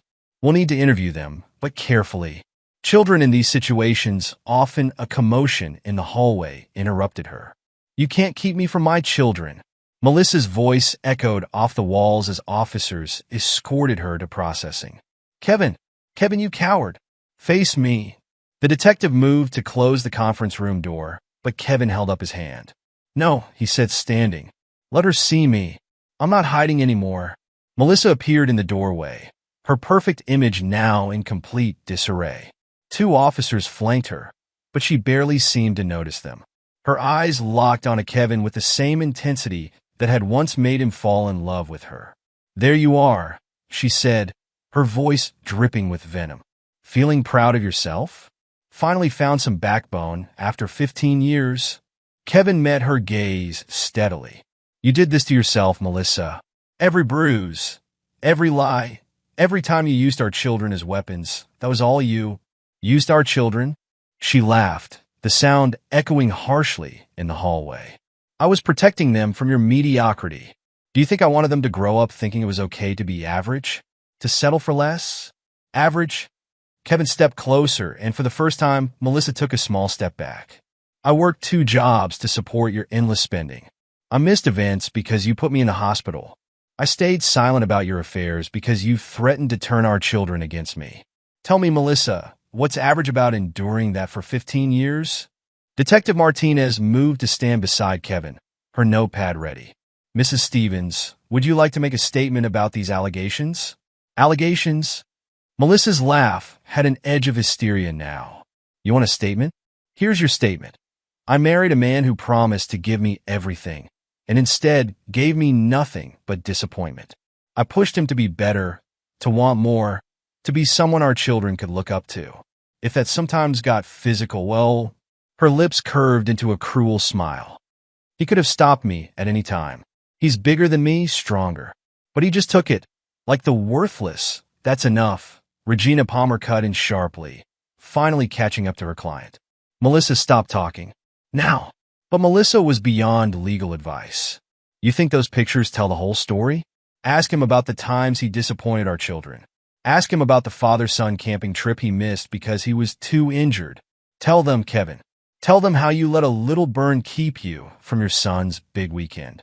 Kevin's hands clenched at his sides, but his voice remained steady. You held my arm against the stove, Melissa. Third-degree burns don't qualify as a little burn. The doctor wanted to admit me, but you convinced them I was clumsy, that I'd accidentally grabbed the hot pan. Just like you convinced them about the broken ribs, the concussion, the accidents that always seem to happen right before important family events. The officers holding Melissa shifted uncomfortably. One of them, a veteran cop with graying temples, looked at her with undisguised disgust. Mrs. Stevens, Detective Martinez said, her pen poised over her notepad. Are you admitting to causing these injuries? Regina Palmer stepped between them. My client is not answering any more questions without proper legal representation. The stress of these false accusations. False? Kevin pulled up his sleeve, revealing a fresh burn in the shape of a curling iron. This was 3 days ago, when I said I'd be late for dinner because of work. Want to explain this one, Melissa? Want to tell them how I supposedly did this to myself? The hallway fell silent except for the scratch of Detective Martinez's pen. Melissa's face went through a rapid series of expressions. Rage, fear, calculation, and finally, a chilling smile. You think you've won. Her voice was almost gentle now, which Kevin knew was most dangerous. You think showing a few scars changes anything? Who's going to want you now, Kevin? Who's going to look at you, knowing you let a woman beat you for 15 years, and see anything but weakness? That's it, Regina Palmer announced, her professional demeanor finally cracking. I'm withdrawing as counsel. Mrs. Stevens, I suggest you find another attorney, one who specializes in criminal defense. You're going to need it. The officers began leading Melissa away, but she managed one final barb over her shoulder. Enjoy your victory, Kevin. I hope those scars keep you warm at night. And don't worry about the children. I'm sure they'll understand why their father was too weak to fight back. Her laughter echoed down the hallway long after she disappeared from view. Kevin leaned against the wall, suddenly exhausted. Detective Martinez touched his arm gently. Mr. Stevens, we should continue our discussion. There's still the matter of your children's safety to consider. Kevin nodded, straightening. They're at school now. Melissa's mother usually picks them up, but given everything, I've already contacted the school, Michael Webb assured him. They've been instructed not to release the children to anyone but you. We should head there now, before word of this morning's events reaches them through other channels. As they gathered their materials, the veteran cop who'd been holding Melissa stepped into the conference room. Mr. Stevens? I wanted to say something. He cleared his throat uncomfortably. 20 years on the force, I've seen a lot of domestic abuse cases. Never thought I'd admit this, but I probably wouldn't have believed it if you'd just told us. Seeing you stand up like that, show everyone the truth. He extended his hand.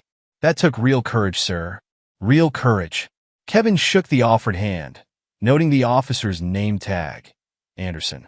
Thank you, Officer Anderson. But the hard part's just beginning. I have to tell my children that everything they thought they knew about their parents is a lie. Detective Martinez closed her notebook. We'll help you through this, Mr. Stevens. There are counselors specially trained for situations like this. But first, we need to ensure your children's immediate safety. Mrs. Stevens' reaction suggests she might attempt to contact them. Kevin gathered his jacket, wincing slightly at the movement. Then let's go. My children have lived with her lies long enough. It's time they heard the truth. Riverside Elementary's brick walls looked more imposing than ever as Kevin pulled into the parking lot. Detective Martinez followed in her unmarked car, while Michael Webb reviewed documents in Kevin's passenger seat. Remember, Webb said, closing his briefcase, the school counselor will be present to help explain things to Emily and Michael Jr. Take it slow. Let them process. Kevin's hands tightened on the steering wheel. How do you tell your children their mother is not who they thought she was? That their father isn't the villain in this story? One truth at a time, Detective Martinez said, joining them. Children are more perceptive than we give them credit for. They've probably sensed something was wrong for years. The school counselor, Mrs. Rivera, met them at the front office. Her kind face showed no judgment as she led them to a private room where Emily, 13, and Michael Jr., 11, waited. Both children looked up as Kevin entered, their expressions a mix of confusion and wariness. Dad. Emily's voice wavered. What's going on? Where's Mom?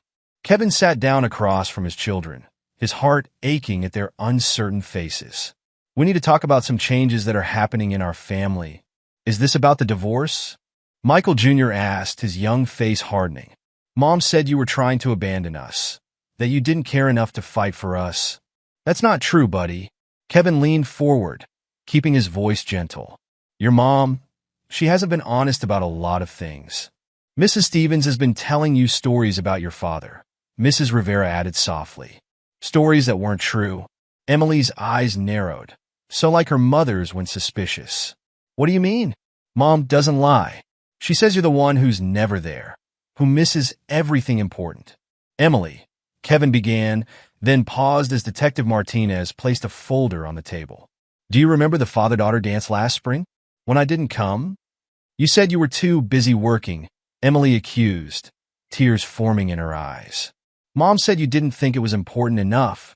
Kevin slowly rolled up his sleeve, revealing the curling iron burn that had been fresh that night.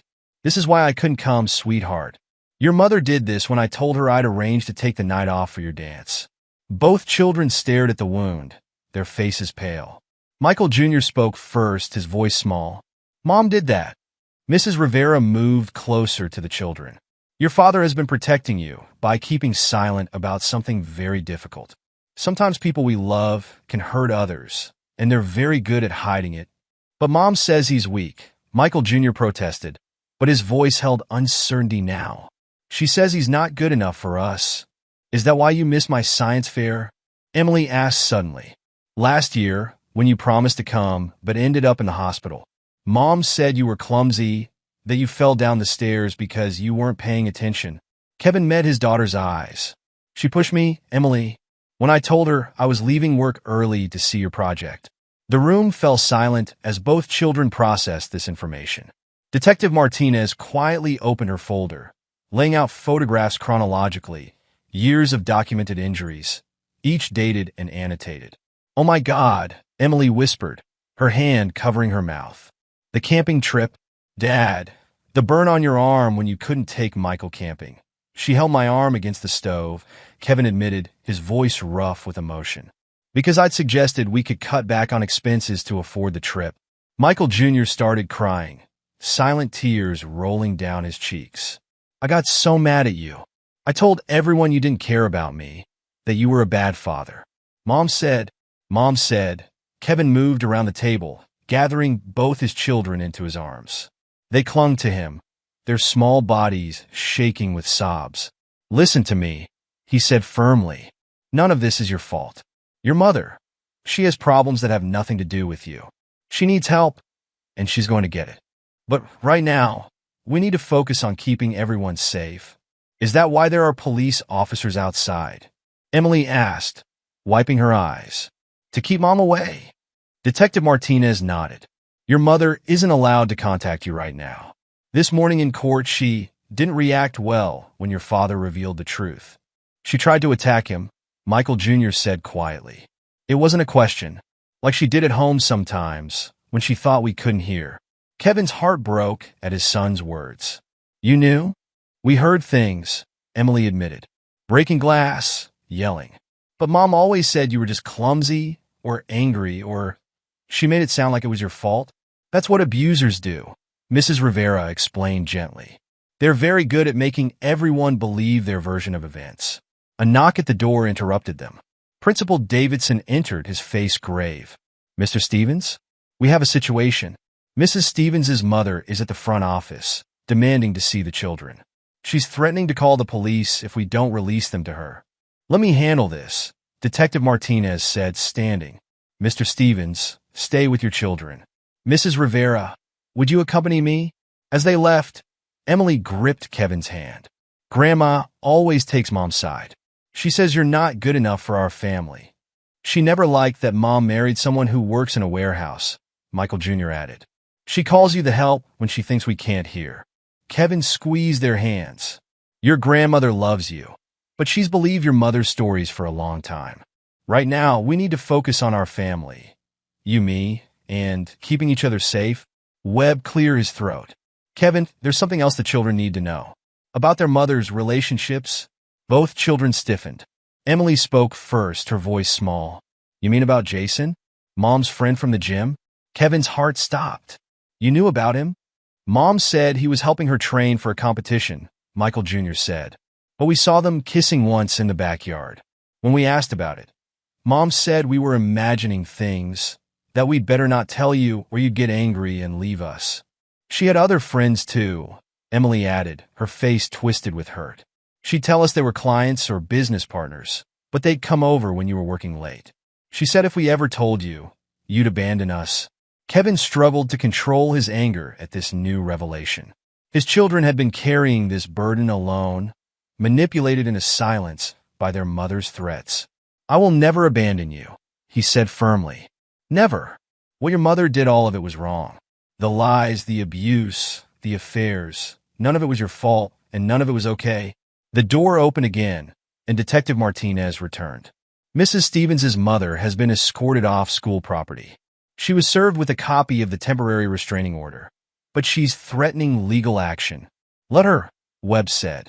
We have more than enough evidence to maintain the protection order, especially given Mrs. Stevens's behavior in court today. What's going to happen now? Michael Jr. asked, looking between the adults. For now, you'll stay with your dad, Detective Martinez explained. Your mother isn't allowed to contact you directly. If she tries, you need to tell your father or another adult immediately. What about our stuff? Emily asked. Our rooms, our clothes. We'll arrange a police escort to collect your belongings, Webb assured them. But first, there are some people who want to talk to you about what you've seen and heard over the years.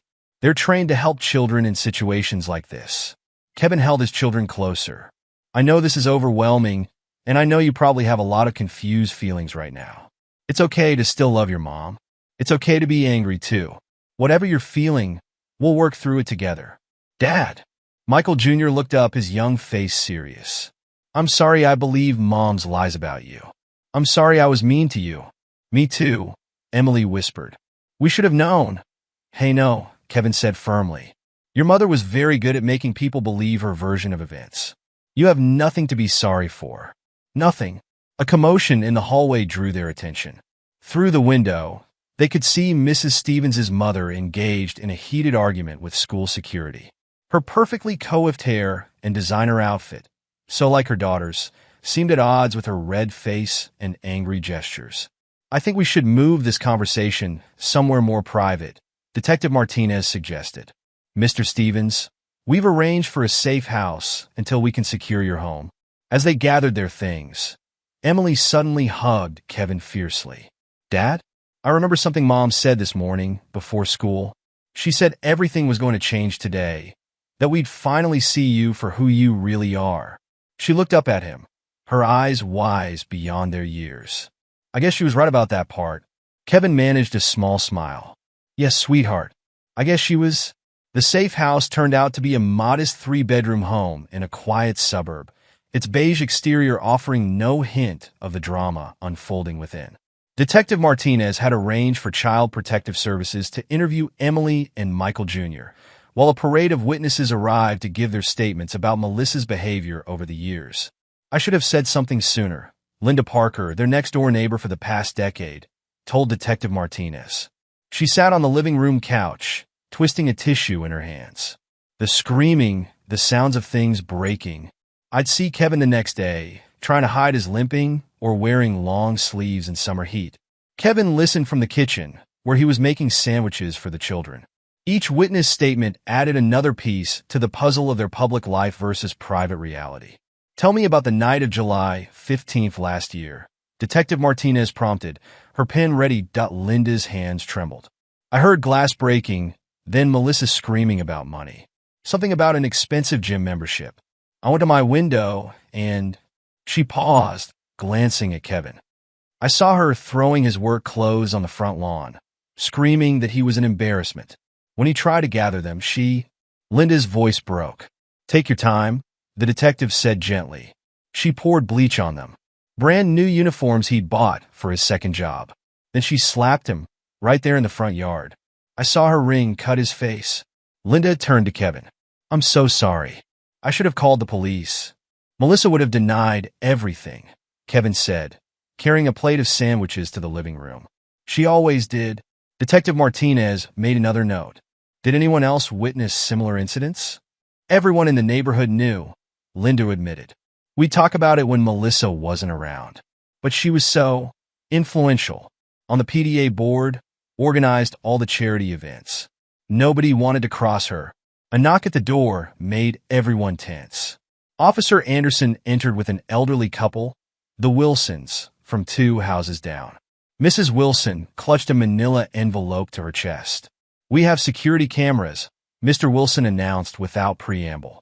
I've had them for years, pointed right at our front yard, but they also catch the street view, including, he gestured to his wife, who opened the envelope with shaking hands. We kept copies, Mrs. Wilson explained, spreading photographs on the coffee table. Every time we saw something, we saved it. Thought someday someone would need to know the truth. The photos told their own story. Melissa shoving Kevin against his car, her face contorted with rage. Melissa throwing things at him as he tried to leave for work. Melissa screaming at the children when they tried to hug their father goodbye. The cameras record audio too, Mr. Wilson added grimly. We have her threats on file. All those times she told Kevin she'd take the kids, destroy his life, make sure no one would believe him. Kevin stared at the photographs, memories flooding back. That one, he pointed to a photo dated 3 months ago. She was angry because I couldn't afford the private tennis lessons she wanted for Emily. Said I was holding our children back with my working class mentality. Mr. Stevens? A new voice called from the hallway. Kevin turned to see Emily's homeroom teacher, Ms. Thompson, standing there with the school counselor, Mrs. Rivera. We've been comparing notes, Ms. Thompson said, clutching a folder. All those parent-teacher conferences Melissa claimed you skipped? We found something interesting. She opened the folder, revealing a series of emails. She deliberately gave you the wrong dates and times, then told us you were too busy to attend. Mrs. Rivera nodded. She'd come alone, tell us you were working as usual, make it seem like you were choosing your job over your children's education. But look at these dates. She pointed to several highlighted lines. Every single conference she claimed you missed. Hospital records show you were being treated for accidents the day before or the same day. Detective Martinez added the documents to her growing file. The pattern is clear. Mrs. Stevens systematically isolated Mr. Stevens, damaged his relationships, and manipulated everyone's perception of him. Another knock brought more witnesses. Parents from the PDA, former friends of the family, even one of Melissa's ex-boyfriends who'd grown uncomfortable with her lies. She bragged about it. James Morton, the ex-boyfriend, told them. Said it was easy to control Kevin because she convinced everyone he was the problem. Called it her perfect system. Hurt him, then used his injuries as proof he was unreliable. In the next room, they could hear Emily and Michael Jr. talking with the child psychologist. Their voices carried occasionally fragments of truth, finally spoken aloud. Mom would tell us Dad didn't love us enough to come to our events. Emily's voice drifted through. But sometimes I'd see him trying to hide that he was hurt. She made us think it was normal, Michael Jr. added. Said all families were like this, that Dad was just weak. Kevin's hands clenched at his children's words, but Detective Martinez touched his arm. Let them talk. This is part of their healing process. The doorbell rang again. This time, it was Regina Palmer, Melissa's former attorney, looking uncomfortable but determined. "I've withdrawn as her counsel," she announced, "and I've brought something you need to see." She pulled out her phone, playing a voicemail from 6 months ago. Melissa's voice filled the room. "Regina, darling, everything's going perfectly to plan. Kevin's so beaten down he'll never fight back. Once we file for divorce, I'll get everything. The house, the kids, most of his income. He's too ashamed to tell anyone what really happens at home. Who believe him anyway? Look at him compared to me." The recording continued, detailing Melissa's plans to systematically destroy Kevin's reputation and relationship with their children. By the end, even Regina looked sick. "I thought she was just another trophy wife looking for a better deal," the attorney admitted. "I never imagined the way she talked about hurting you, about using the children as weapons. It was all so calculated." "Mrs. Palmer," Detective Martinez said, "would you be willing to make a formal statement?" "That's why I'm here." Regina straightened her shoulders. "What Melissa did, it's not just domestic abuse. It's psychological torture, and I refuse to be part of it anymore." As the detective took Regina's statement, Kevin's phone buzzed with a text from an unknown number. He opened it to find a video from one of Melissa's gym friends. "You don't know me, but I've seen things. Melissa would brag about training you, about how she'd made you the perfect puppet. She said breaking your spirit was her greatest achievement. I saved these videos because what she was saying, it wasn't right. No one deserves that kind of psychological warfare." The attached videos showed Melissa at various social gatherings, gleefully describing how she manipulated and abused her husband, her audience laughing uncomfortably as she detailed her methods for keeping him under control. "Dad!" Emily stood in the doorway, Michael Jr. beside her. They'd obviously been crying, but their faces showed determination rather than defeat. "We want to tell Detective Martinez about the things we saw.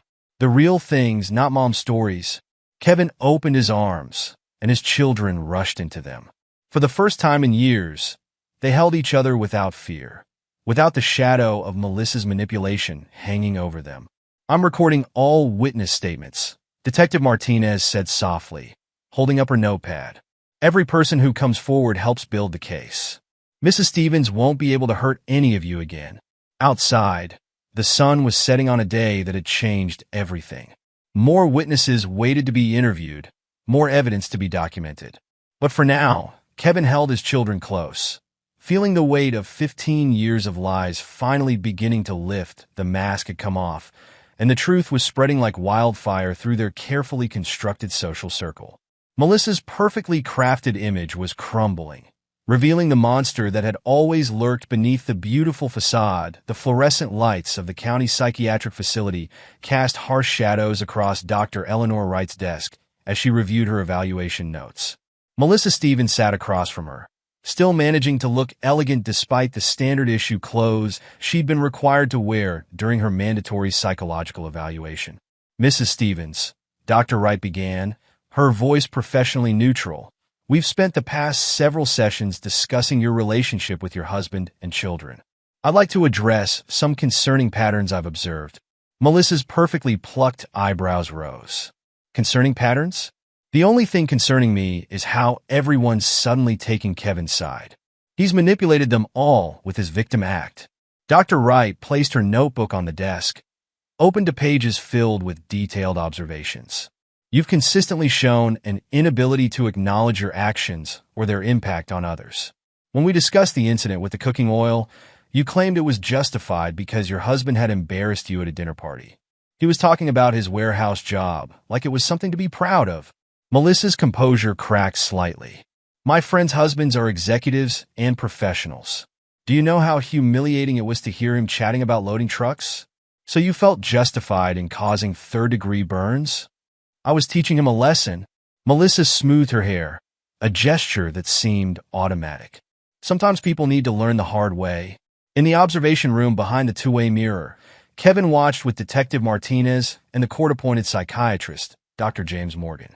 The detective made notes while Dr. Morgan shook his head slowly. "Classic narcissistic personality disorder with sadistic tendencies," Dr. Morgan murmured. "Watch how she justifies each act of violence, as if it were a reasonable response to perceived social embarrassment. Inside the evaluation room, Dr. Wright continued. Let's discuss your children. You've admitted to telling them their father missed events because he didn't care enough to attend, when in fact he was seeking medical treatment for injuries you inflicted. I was protecting them from disappointment. Melissa's voice took on a practiced, maternal tone. Better they think he was busy than know how weak he was. Children need strong role models. Strong role models? Dr. Wright's pen moved across her paper. Like telling your son his father missed the camping trip because of laziness, rather than because you held his arm against a hot stove. For the first time, genuine anger flashed across Melissa's face. He was going to waste money on that ridiculous trip when I needed a new tennis membership. Someone had to maintain our social standing, and he clearly wasn't capable. In the observation room, Kevin felt Detective Martinez's hand on his shoulder. We're getting everything we need, she assured him. Her responses alone are enough to support the abuse charges. Dr. Morgan nodded in agreement. She's displaying classic signs of narcissistic rage when confronted with her actions. The lack of empathy, the constant need for admiration, the elaborate justifications for abuse, it's all documented now. Back in the evaluation room, Dr. Wright turned to a new page. Your former attorney provided us with recordings of your conversations. In one, you described breaking your husband's spirit as your greatest achievement. Could you explain what you meant by that? Regina betrayed me. Melissa's eyes narrowed. She didn't understand what I was trying to accomplish. Kevin needed to be molded, shaped into something presentable. Instead, he insisted on remaining. Her lip curled in disgust, ordinary. And that justified 15 years of physical and emotional abuse. Abuse? Melissa laughed, the sound brittle. I was investing in our family's future. Every bruise, every burn, every broken bone was an opportunity for him to learn, to understand that mediocrity wasn't acceptable in my home. Dr. Wright's pen paused. Your home? Of course it's my home. Melissa stood suddenly, her practiced poise finally shattering completely. I built everything. I created our social circle, maintained our image, pushed him to work 2 jobs so we could live in the right neighborhood, send our children to the right schools. He was nothing but raw material. And I almost had him perfectly trained until he pulled this ridiculous stunt in court. Behind the mirror, Dr. Morgan spoke quietly to Detective Martinez. There it is, the mask completely dropped. This is who she really is. Dr. Wright remained seated, her voice calm. Mrs. Stevens, do you understand that what you're describing is systematic abuse? No, you don't understand. Melissa leaned over the desk, her face intense. Everything I did was necessary. Kevin was like clay, shapeless, useless until molded by a stronger hand. I did him a favor by trying to make him better. And how does he repay me? By turning my own children against me. Your children provided their own statements, Dr. Wright reminded her. They described witnessing numerous incidents of abuse, being manipulated into keeping secrets, being used as emotional weapons against their father. I was teaching them standards.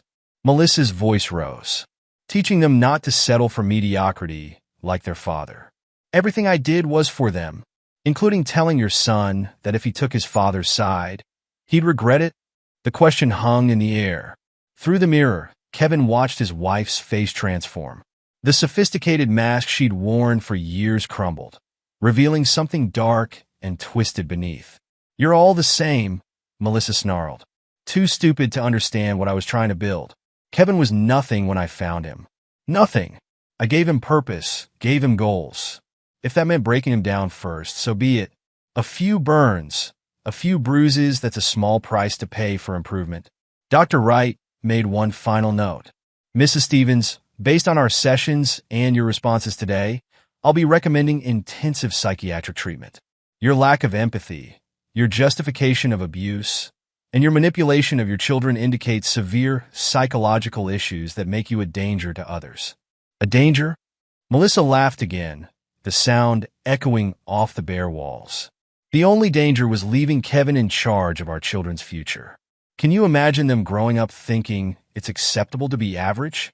To be content with mediocrity? I was saving them from his influence. In the observation room, Dr. Morgan turned to Kevin. Mr. Stevens, your wife's condition is severe. The level of calculation in her abuse, the complete lack of remorse, the sophisticated manipulation of social perceptions, this isn't something that developed overnight. She's likely had these tendencies her entire life. Kevin watched as two orderlies entered the evaluation room. Melissa was still ranting, her carefully maintained image now completely shattered. How long will she need treatment? Given the severity of her narcissistic personality disorder and the sadistic elements we've observed, Dr. Morgan shook his head. This isn't a short-term situation. She's a danger to you, to your children, and potentially to others. I'll be recommending long-term institutional treatment with continuous evaluation. Detective Martinez added another page to her file. This evaluation, combined with the physical evidence and witness statements, gives us everything we need for both the criminal case and the custody hearing. Through the glass, they watched as Melissa was led away, still protesting that everything she'd done had been necessary and justified. Her voice faded down the hallway, leaving behind only the echo of 15 years of calculated cruelty. Mr. Stevens, Dr. Morgan said quietly, your children will need therapy to process this.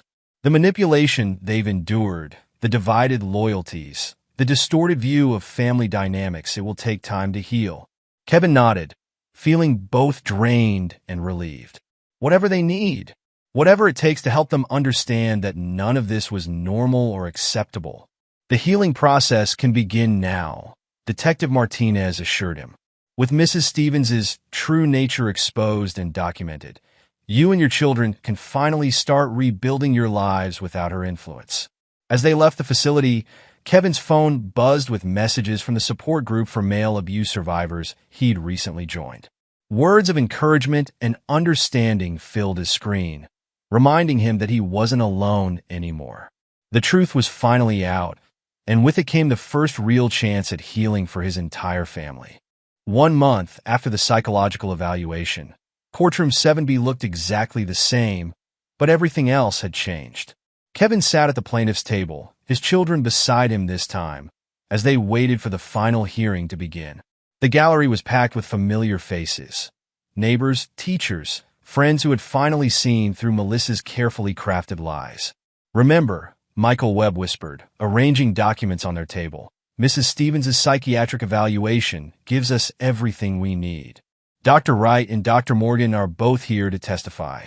Emily squeezed Kevin's hand. Is Mom really going to be here? They're bringing her from the psychiatric facility, Kevin explained gently. But there are officers here to make sure everyone stays safe. Michael Jr. straightened his tie. A gift from their neighbor, Mr. Wilson. Dad, what if she tries to hurt you again? That's not going to happen, buddy. Kevin smiled at his son. Things are different now. Everyone knows the truth. The courtroom doors opened, and Melissa entered, flanked by 2 officers. Her new attorney, a public defender named Robert Hayes, looked uncomfortable as they took their seats. Melissa's usual designer outfit had been replaced by modest business attire, but she still carried herself like royalty, her eyes locked onto her children. Emily, Michael, darlings, I've missed you so much. This terrible misunderstanding, Mrs. Stevens. Judge Harrison's voice cracked through the room as she entered. You were explicitly instructed not to address your children directly. Melissa's face hardened. They're my children. You can't stop me from. I can and I will. Judge Harrison took her seat. One more unauthorized communication, and you'll be removed from this courtroom. Is that clear? Kevin watched his wife's jaw clench, a familiar sign of building rage. Her new attorney touched her arm, whispering something that made her sit back, though her eyes still burned with barely contained fury. Your Honor, Hayes began, before we proceed, my client would like to address her previous emotional outburst. She's undergone intensive therapy over the past month, and therapy. Melissa's voice shattered her attorney's careful presentation. I don't need therapy. I need people to understand what I was trying to accomplish. Kevin, tell them how I was making you better. Judge Harrison's gavel cracked. Mrs. Stevens, this is your only warning. Another outburst, and you'll be held in contempt. Dr. Eleanor Wright approached the witness stand, her professional demeanor a stark contrast to Melissa's barely contained rage. The psychologist arranged her notes carefully before speaking. After extensive evaluation, it's my professional opinion that Mrs. Stevens exhibits severe narcissistic personality disorder with sadistic tendencies. Her systematic abuse of her husband and psychological manipulation of her children demonstrate a complete lack of empathy, coupled with an overwhelming need for control. Hayes stood. Objection, Your Honor. Dr. Wright's evaluation was conducted under duress, while my client was unjustly institutionalized. Your client was institutionalized after attempting to assault her husband in this very courtroom, Judge Harrison reminded him. Overruled. Continue, Dr. Wright. The psychologist nodded. Mrs. Stevens shows no remorse for her actions. In fact, she continues to justify years of physical and emotional abuse as necessary improvement of her husband. When confronted with evidence of her actions, she becomes hostile and increasingly unstable. He needed my guidance, Melissa interrupted, earning a sharp look from her attorney. Everything I did was to make him better. The burns, the broken bones, they were lessons he refused to learn any other way. Emily buried her face in Kevin's shoulder as Michael Jr. stared at his mother in horror. The gallery murmured, and Judge Harrison's gavel cracked again. Mrs. Stevens, one more word out of turn, and you'll be removed. Dr. Wright, please continue. During our sessions, Mrs. Stevens displayed consistent patterns of manipulation and control. She openly admitted to orchestrating situations that would prevent Mr. Stevens from attending family events, then using his absences to turn their children against him. She expressed pride in what she called breaking his spirit, viewing it as an achievement rather than abuse. Kevin listened as Dr. Wright detailed the full scope of Melissa's psychological evaluation. Each revelation seemed to strip away another layer of his ex-wife's carefully maintained facade, revealing the monster that had hidden behind her perfect smile. Furthermore, Dr. Wright continued, Mrs. Stevens showed particular pride in her manipulation of social perceptions. She described in detail how she cultivated an image of the successful, devoted mother while systematically isolating and abusing her husband. When asked about the impact on her children, she dismissed their emotional well-being as secondary to maintaining what she called appropriate standards. Hayes attempted damage control. Your Honor, my client's actions, while admittedly extreme, were motivated by a desire to improve her family's social standing. With proper treatment, Melissa stood, shrugging off her attorney's restraining hand. I don't need treatment. I need my children back. I need to undo the damage Kevin's mediocrity has already caused. Emily's tennis game has probably suffered. And Michael, he'll never get into an Ivy League school at this rate. Mom, Emily's voice cut through her mother's rant. Stop it. Just stop. The courtroom fell silent as Emily stood, her young face set with determination. We know everything now. The lies, the way you hurt Dad, how you made us think you didn't love us. You didn't care about making us better. You just wanted to control everyone. Melissa's face contorted. Emily, darling, you don't understand. Everything I did was for you, to ensure you wouldn't end up ordinary like your father. Ordinary? Michael Jr. stood beside his sister. Dad works 2 jobs to give us everything we need. He stayed even when you hurt him, trying to protect us. He's the strongest person I know. Strong? Melissa laughed, the sound brittle and sharp. He let me beat him for 15 years. Let me break him down piece by piece until he finally stood up to you, Emily interrupted. Until he showed everyone who you really are. Kevin watched his children face down their mother, pride mixing with heartache. They shouldn't have to do this, shouldn't have to defend their father against the woman who was supposed to love and protect them all. Mrs. Stevens, Judge Harrison's voice held no warmth. Your own words continue to demonstrate exactly why you are unfit to have custody of these children. Dr. Wright, what is your professional recommendation? The psychologist straightened in her chair. Given the severity of Mrs. Stevens's condition and her continued refusal to acknowledge the harmful nature of her actions, I recommend continued psychiatric treatment in a secure facility. She represents a clear danger to her ex-husband and children, both physically and emotionally. You can't do this. Melissa's voice rose to a shriek. Those are my children, my family, everything I built. Kevin, tell them how I made you better, how I was trying to save you from yourself. Officer Anderson stepped forward as Melissa's rage built, but Kevin held up his hand. Standing slowly, he faced his wife of 15 years. Better. His voice was quiet but carried through the silent courtroom. You didn't make me better, Melissa. You just made me afraid. Afraid to succeed because it might upset your plans. Afraid to fail because it would mean more pain. Afraid to love our children openly because you'd use it against me. That's not improvement. That's torture. The truth of his words seemed to hang in the air as Melissa stared at him. Her perfect mask crumbling completely, Melissa stared at Kevin across the courtroom, her carefully constructed world crumbling around her. The silence stretched taut as a wire before snapping under the weight of her rage. Torture. Her laugh held an edge of hysteria. I gave you purpose. Before me, you were nothing, a warehouse worker with no ambition, no future. I tried to make you into something worthy of our social circle. Kevin remained standing, his voice steady. Our social circle? You mean the people you manipulated into believing your lies? The neighbors who watched you abuse me, but were too afraid of you to speak up? Those friends who are now here testifying against you? They're jealous. Melissa's hands clenched into fists. Jealous of everything I built, everything I achieved. Our perfect family, our beautiful home, built on broken bones and burned flesh. Emily interrupted, her young voice strong. That's not perfect, Mom. That's sick. Melissa turned to her daughter, her expression a mixture of rage and desperation. You ungrateful little... She caught herself, trying to smooth her features into their usual manipulative smile. Darling, you don't understand. Everything I did was to ensure you and your brother would have the best possible future. By hurting Dad, Michael Jr. stood beside his sister. By making us think he didn't love us? By threatening us if we didn't take your side?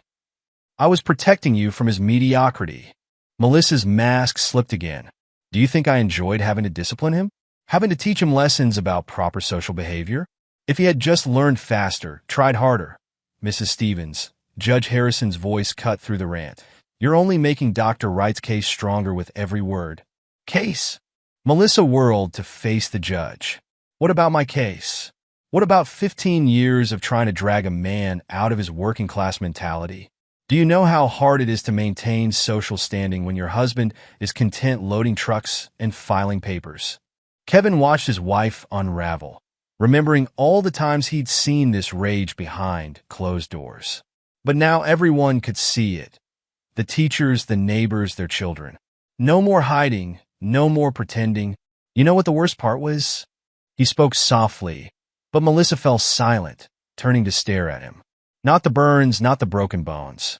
It was watching you turn our children into weapons, making them believe their father didn't love them enough to show up, when really, their mother had put him in the emergency room to keep him away.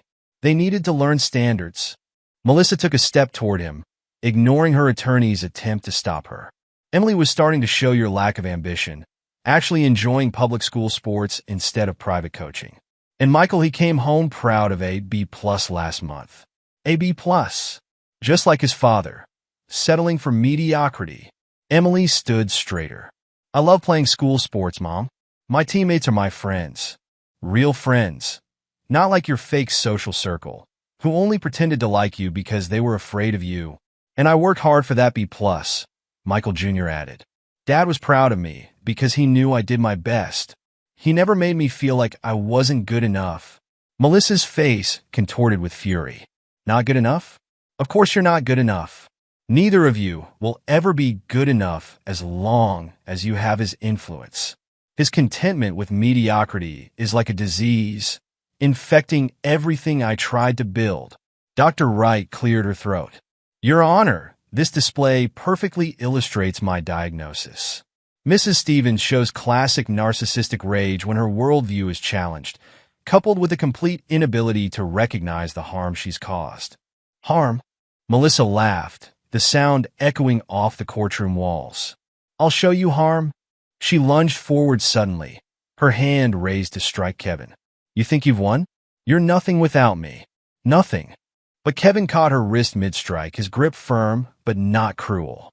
The courtroom watched in stunned silence as he looked in her eyes and said quietly, "Not anymore, Melissa. You're done hurting me. Done hurting our children. Done hurting everyone around you to maintain your perfect image." Officer Anderson moved quickly, restraining Melissa as she struggled and screamed. "Let go of me. He needs to learn. He always needs to learn." "Remove Mrs. Stevens from my courtroom," Judge Harrison ordered, her voice sharp with disgust. "And contact the psychiatric facility. She clearly requires more intensive treatment." As the officers led Melissa away, she continued screaming threats and accusations. "You'll regret this, Kevin. You're nothing without me. Nothing. Emily, Michael, tell them how I was making our family better." But the children pressed closer to their father, watching their mother's final breakdown with a mixture of fear and relief. The gallery murmured as Melissa's voice faded down the hallway, her last desperate attempts to maintain control echoing in a silence haze. Her attorney stood with slumped shoulders. "Your Honor, given my client's display, I withdraw any objection to Dr. Wright's recommendations. Clearly, Mrs. Stevens requires significant psychiatric intervention." Judge Harrison nodded grimly. "Mr. Stevens, approach the bench with your children, please." Kevin walked forward, Emily and Michael Jr. beside him. The judge's stern expression softened as she looked at the family. "Children, I want you to understand something. What your mother did to your father, to you, to your family was wrong. None of it was your fault, and none of it was justified. Mr. Stevens, you have full custody, and I'm issuing a permanent restraining order against Mrs. Stevens.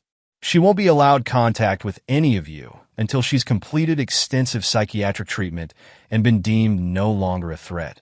Emily looked up at the judge. "What if we don't want to see her even then?" "That will be your choice," Judge Harrison assured her. "You're old enough to make that decision for yourselves, and no one, not even your mother, can force you to have a relationship with her if you don't want to." Michael Jr. gripped his father's hand. "Can we go home now, Dad? Our real home, not Mom's perfect prison." Kevin squeezed his son's hand, feeling tears prick at his eyes. "Yeah, buddy, we can go home. And this time, we'll make it our home together." The gallery began to clear, but not before several people approached Kevin. Linda Parker, their neighbor, hugged him tightly. "We're here for you now," she promised. "Whatever you and the children need." The Wilsons nodded in agreement. "No more watching in silence," Mr. Wilson said firmly. "Your family is part of our community, and we protect our own." As they gathered their belongings, Dr. Wright approached with a gentle smile. "Mr. Stevens, I'd like to recommend a family counselor, someone who specializes in helping families heal from domestic abuse. Would you be interested in that information?"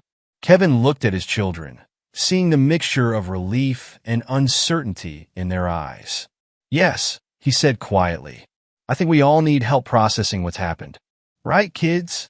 They nodded, and for the first time in years, their family embrace held no fear, no secrets, no hidden pain.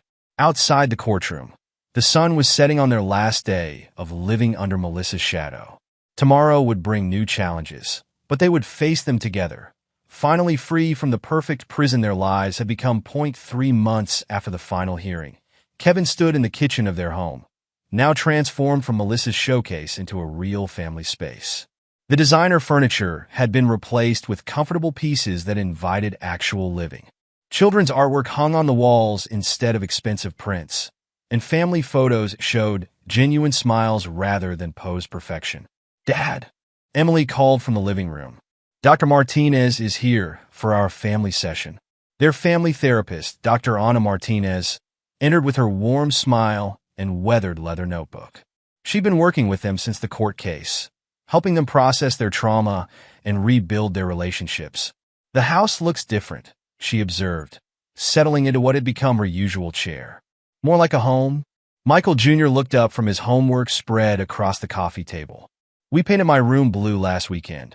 Mom always said blue was too common, but Dad let me pick the color I wanted." "How did that feel?" Dr. Martinez asked gently. "Good. Really good." Michael Jr. grinned at his father. "We got paint everywhere, but Dad didn't get mad. He said messes can be cleaned up, but memories last forever." Kevin sat beside his son, remembering how Melissa would have reacted to paint splatters on the hardwood floors. We're learning that perfect isn't always better. Speaking of perfect, Emily said, pulling out a paper from her backpack, I gotta be on my history test. I was scared to tell you at first, but then I remembered what we talked about in therapy. Dr. Martinez nodded encouragingly. And what was that? Emily, that grades don't define my worth. That trying my best is more important than being perfect. She looked at Kevin. Dad said he was proud of me for studying hard, even if I didn't get an A. Because I am proud, Kevin affirmed. Both of you are doing amazing. Just being yourselves. A knock at the door made them all jump slightly, a lingering effect of years spent walking on eggshells. But it was just Linda Parker, their neighbor, holding a casserole dish. Sorry to interrupt, she said, noticing Dr. Martinez. Just wanted to drop off dinner for tomorrow. The neighborhood meal train is still going strong. Kevin smiled, remembering how the community had rallied around them after the truth came out. Thanks, Linda. Would you like to join us for a minute? We were just talking about changes. Linda settled onto the couch, placing the casserole on the coffee table. Changes is right. The whole neighborhood feels different now that we're not all living under Melissa's shadow. Did you know Mrs. Wilson started a support group for families affected by domestic abuse? Really? Kevin leaned forward, interested. Meets every Thursday at the community center. She said watching what happened to your family made her realize how many others might be suffering in silence. Linda touched Kevin's arm gently. You've inspired people, you know.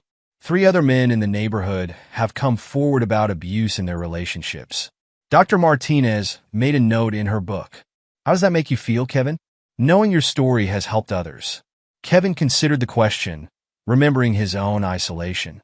If something good can come from what we went through, if it helps even one person escape abuse, then maybe it wasn't all for nothing. Emily moved to sit beside her father. I saw Mom's picture in the paper yesterday. The article said she's still in the psychiatric hospital. A heavy silence fell over the room. Dr. Martinez watched the family carefully, noting their reactions. Would you like to talk about how that made you feel? Scared at first, Emily admitted. But then I remembered she can't hurt us anymore. The restraining order is being enforced very strictly, Kevin assured her. Detective Martinez checks in regularly to make sure everything's secure. Michael Jr. closed his textbook. My teacher says it's okay to still love Mom, but hate what she did. Is that true? Absolutely, Dr. Martinez confirmed. Feelings about abuse and abusers are complicated, especially when it's a parent. There's no wrong way to feel. I don't miss her perfect house, Michael Jr. said quietly, or her perfect rules. But sometimes I miss. I don't know. The mom I thought she was before I knew the truth. Linda wiped away a tear. You kids are so brave. All of you are. Kevin hugged his son close.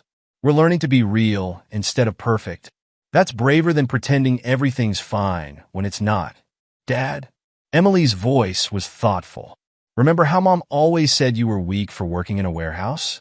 But Mr. Wilson told me you're the strongest person he knows. He said it takes more strength to endure abuse and protect your kids than to be some fancy executive. Your father is strong, Dr. Martinez agreed. But strength comes in many forms. Sometimes it's enduring, sometimes it's speaking up, and sometimes it's asking for help when you need it. Another knock brought Officer Anderson, stopping by as part of his regular welfare checks. Just making sure everything's okay here, he said, taking in the gathered group. Looks like you're in good hands. The best, Kevin agreed. We're learning that family doesn't have to be perfect to be worth fighting for. Dr. Martinez smiled. That's a good place to end today's session. Any final thoughts?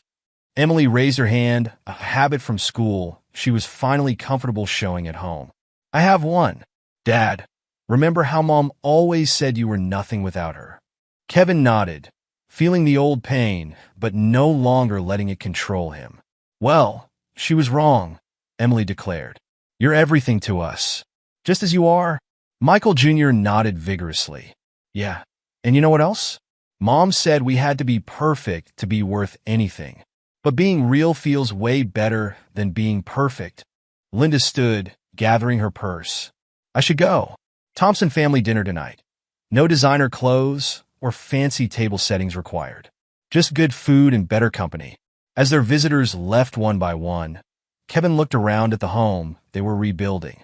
His children's laughter echoed through rooms that had once been silent with fear. Their artwork brightened walls that had once displayed only Melissa's expensive taste. Even the scars that marked his body seemed lighter somehow, fading like the memories of their perfect prison. "Dad!"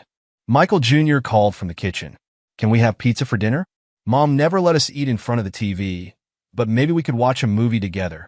"Sure, buddy." Kevin smiled, remembering Melissa's strict rules about proper dining etiquette. "Emily, want to pick the movie?"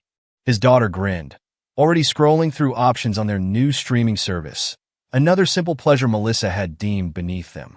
Something funny. We could all use more laughter.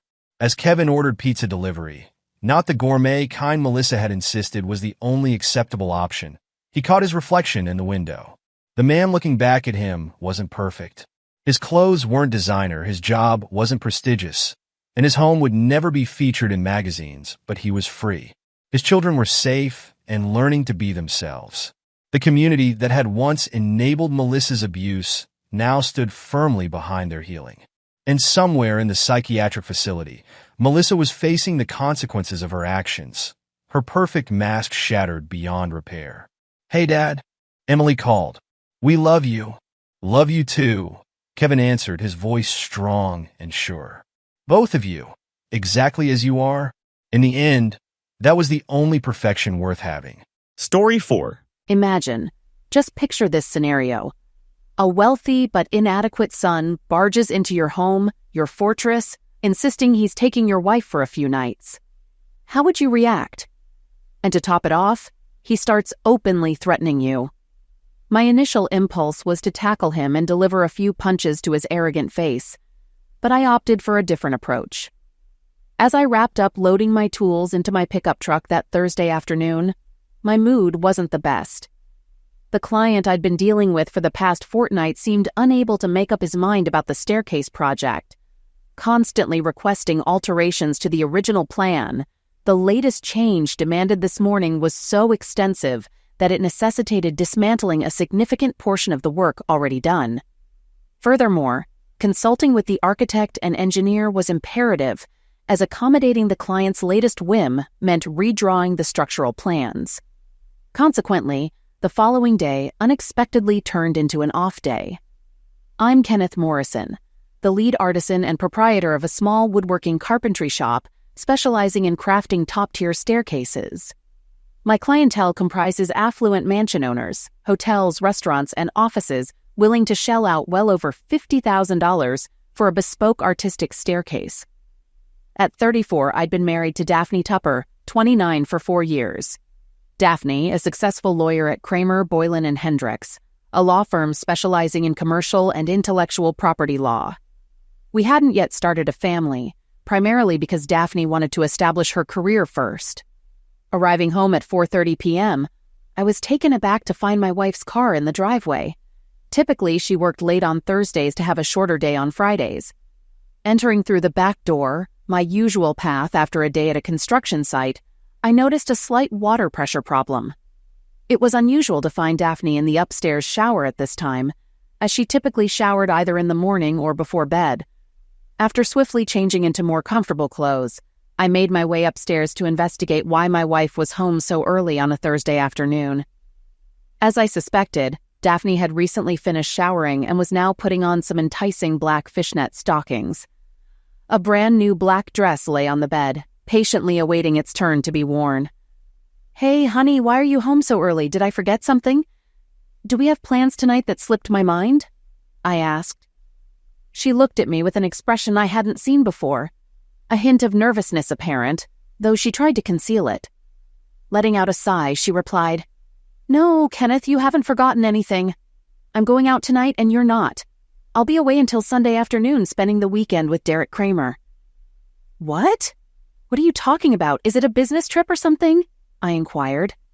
"No, Kenneth, it's not a business trip. Derek has a hotel suite reserved for him and me.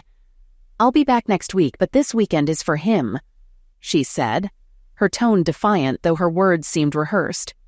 "No, you can't. I don't want my wife spending a weekend with another man." What is this nonsense? I protested. Well, you better accept it, Kenneth, because that's what Derek wants, and I advise you not to cross him. She chuckled. So you're willingly going along with this scheme. You expect me to just accept it, suppress my feelings, and let you go. And then you'll return as my faithful wife after this weekend? I retorted, my words dripping with sarcasm. I never said it's just for this weekend. Derek mentioned he wants it to happen occasionally. So, yes, deal with it and keep quiet. Trust me, your life will be much simpler if you go along with it, she stated firmly. We'll see about that. I won't tolerate this, Daphne. You better think about what you're doing because I won't let that arrogant guy control my life.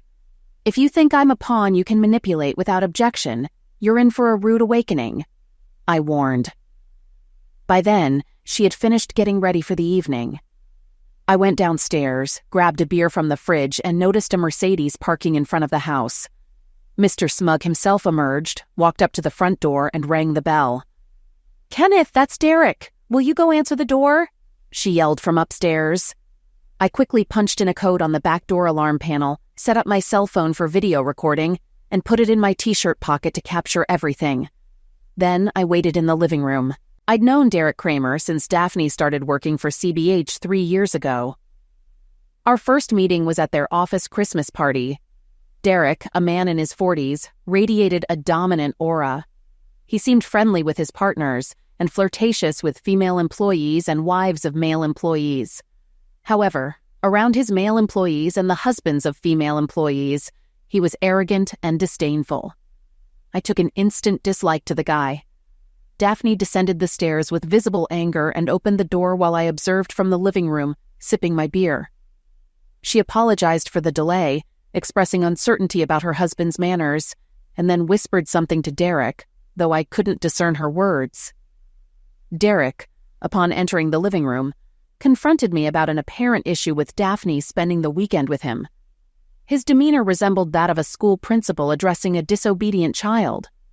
Surprised by his audacity to assume authority in my own home, I firmly warned him to leave, my fists clenched. He laughed loudly with Daphne smirking beside him. He dismissed the idea of involving the police, confident they wouldn't intervene. Upon noticing my cell phone recording, he snatched it, attempting to stop the footage. Failing due to the password lock, he angrily threw it onto the ceramic floor, which predictably won the confrontation. He asserted his dominance, declaring that Daphne would spend the weekend with him regardless of my feelings, emphasizing that my opinion was inconsequential. Any attempt to intervene would result in dire consequences, including the exposure of alleged criminal activities. He warned against upsetting Daphne or taking any action that could jeopardize his plans. I decided to act oblivious. It's highly unlikely that such information would become public knowledge. I've never been involved in money laundering or had any association with illegal materials involving children, I replied mechanically. That can be easily arranged.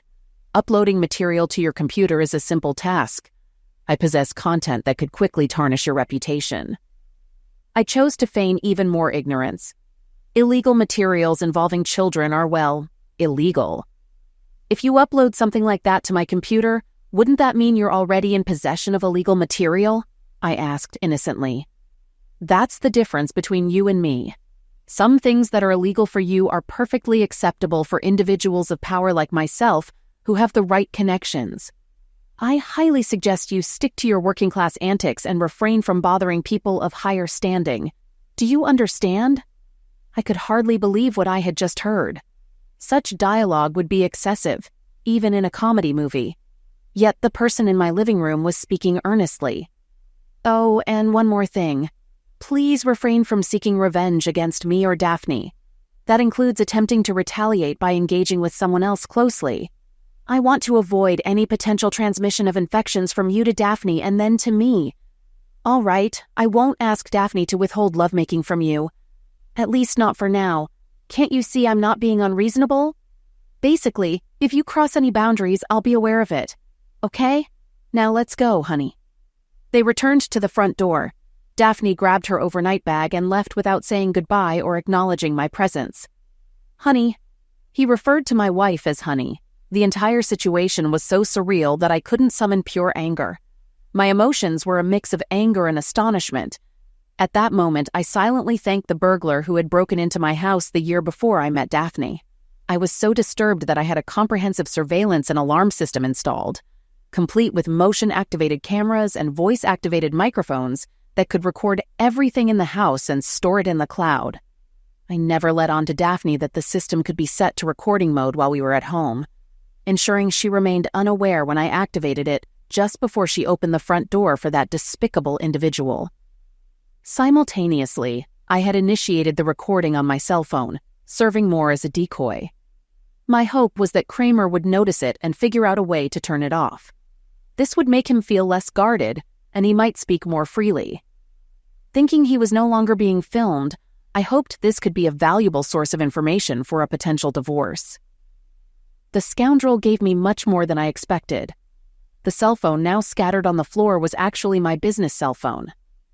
After dealing with a wealthier clientele, I quickly realized that providing them with my main cell phone meant being on call almost 24/7. A dedicated business cell phone allowed me to turn it off at the end of the day, and I could attend to messages the following morning. So at least I wasn't without a means of communication. I picked up my personal phone and called my business lawyer and best friend Harry. 10 years ago, Harry Davenport became the husband of my elder sister, Jennifer. They enjoyed a blissful marriage until tragedy struck. 4 years into their union, Jennifer tragically drowned during a trip to Guadalupe with her 3 friends. Despite the heartbreaking loss, Harry remained an integral part of our family, earning our love and respect. 3 years after Jennifer's passing, Harry found love again in Christine. They tied the knot after a year of dating, and my parents, Daphne and I, were honored guests at their wedding. To this day, Harry and Christine remain like family to me. Recently, I found myself in a desperate situation and urgently sought Harry's help. After explaining the threats made by someone named Kramer and recounting the events of my wife's private weekend getaway, Harry immediately offered his support. He advised me to stay indoors, avoid contacting anyone, and switch off all communication devices, assuring me that he and Christine would arrive in an hour with dinner. Harry's advice provided much-needed reassurance. Reflecting on the past hour's events, I realized that Daphne, my wife, had been captivated by Kramer's power and charm. I never imagined she would forsake our love for him. It was a harsh realization that our bond wasn't as strong as I thought. My journey with Daphne began 5 years ago at a friend of a friend's birthday party. Despite being unfamiliar with most of the attendees, I struck up a conversation with Daphne, the sister of the birthday boy's army buddy stationed in Afghanistan. Our connection flourished, leading to a week of dating and eventual marriage the following year. During that time, I remained employed by Mr. Duncan, the founder of the small company where I worked. Craig Duncan was highly skilled in woodworking and well-known locally. Despite his expertise in woodworking, his skills in accounting and management were lacking. While still in college, he had hired me as a part-time accountant to handle his bookkeeping. A few months into my role, Mr. Duncan secured 3 substantial contracts that demanded more time than he could spare. Although these projects were challenging, his clients insisted he take them on. Consequently, he asked for my assistance in the field. Initially, my tasks involved running errands, acquiring supplies, and providing support. With handling larger pieces, my rapid learning and aptitude for the work became evident, and after overcoming the initial learning curve, I could independently handle simpler tasks or be a valuable asset on more complex projects.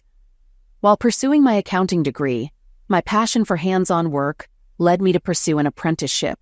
After a few years, I earned certification and became Mr. Duncan's associate. Upon his retirement, my parents supported me financially, enabling me to buy out his share over a 2-year period. Despite being viewed as an uneducated shop worker by the lawyers at CBH, my company flourished, focusing on fewer but more lucrative projects. Over the preceding months, I had hired 2 assistants, and my net income and value surpassed those of many lawyers associated with my wife. Despite this success, even my wife was unaware of these details. My contemplation was interrupted by Christine and Harry, who arrived with Chinese takeout and beer. "Are you okay, Kenneth?" Christine asked, offering a warm hug. I can't believe Daphne did that to you. This is so unlike her, Harry reassured, giving me a supportive hug. Don't worry, buddy. We'll sort things out. Let's have dinner, and then I'll take a look at your recording. I shared the details of Daphne's unwelcoming reception when I arrived home earlier that afternoon.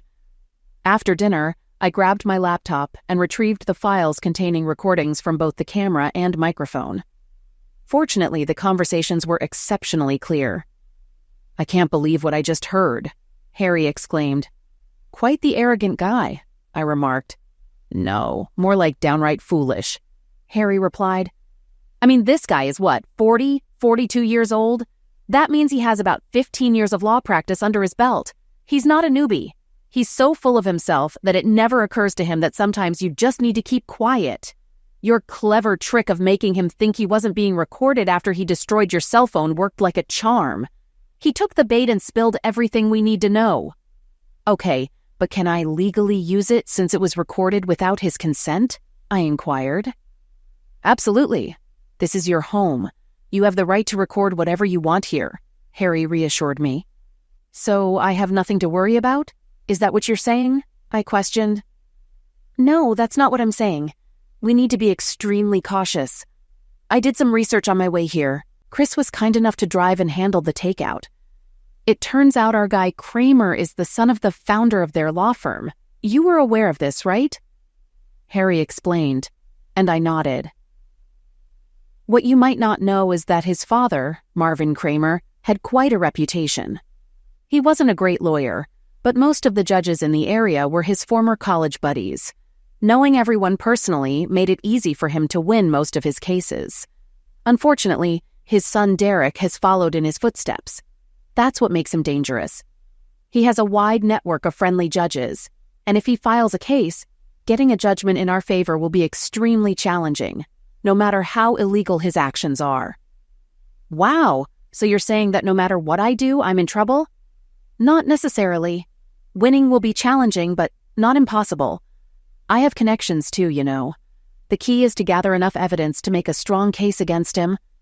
I've got a plan. But you mentioned that the judges will always side with him, I inquired. Unless we take the case to criminal court, that's what we'll aim for. Our conversation was interrupted by a knock on the front door. A petite brunette was waiting on the porch. Hello, Mr. Morrison, she asked. Hi, Laura, come on in, Harry called out behind me. Kenneth, meet Laura Foster. She's the computer specialist at the private investigator firm we collaborate with. I took the liberty of reaching out to her after our earlier call tonight. We briefed Laura on the situation and had her review the recorded conversation, particularly the part where Kramer threatened to upload incriminating material to my computer. Laura paid close attention and then outlined the plan. All right, there are two possible scenarios. Either they come here during the day, likely with your wife's assistance, sit at your computer, change the date and upload their content, making it appear as if it was done before Kramer's visit. If that happens, your camera system will capture everything. Just ensure it's in record mode before you leave for work in the morning. She pulled a small gray box from her bag. The other option is remote access to your computer for their mischief. I'll install this module upstream of your modem to record anyone attempting to access your router and monitor what they try to upload or download. Take a few minutes to transfer all your personal or sensitive data and files onto a flash drive, then delete everything on your computer. The goal is to prevent them from accessing it. I'll assist with this just to ensure you don't unintentionally leave any hidden data on the computer, Laura explained confidently. It was evident that she was well-versed in her field. Let's begin, Kenneth. Currently, your only evidence against him for blackmail is a recording. If you attempt legal action with just that, your case might be dismissed swiftly. Public opinion doesn't view blackmail as a very serious crime, and the judges he knows may support him. The ideal scenario would be if Kramer actually uploaded illegal material to your computer and then reported it to the police, alleging he has evidence of you possessing illegal content. In that case, we would have a trail indicating that all of this occurred without your presence at the computer. With the advance warning you received from Kramer, which you recorded, we would have enough evidence to build a robust case against him in criminal court. His judge friends would be less inclined to support him if he's involved in criminal activities, especially those related to illegal materials with children, and they would distance themselves from him.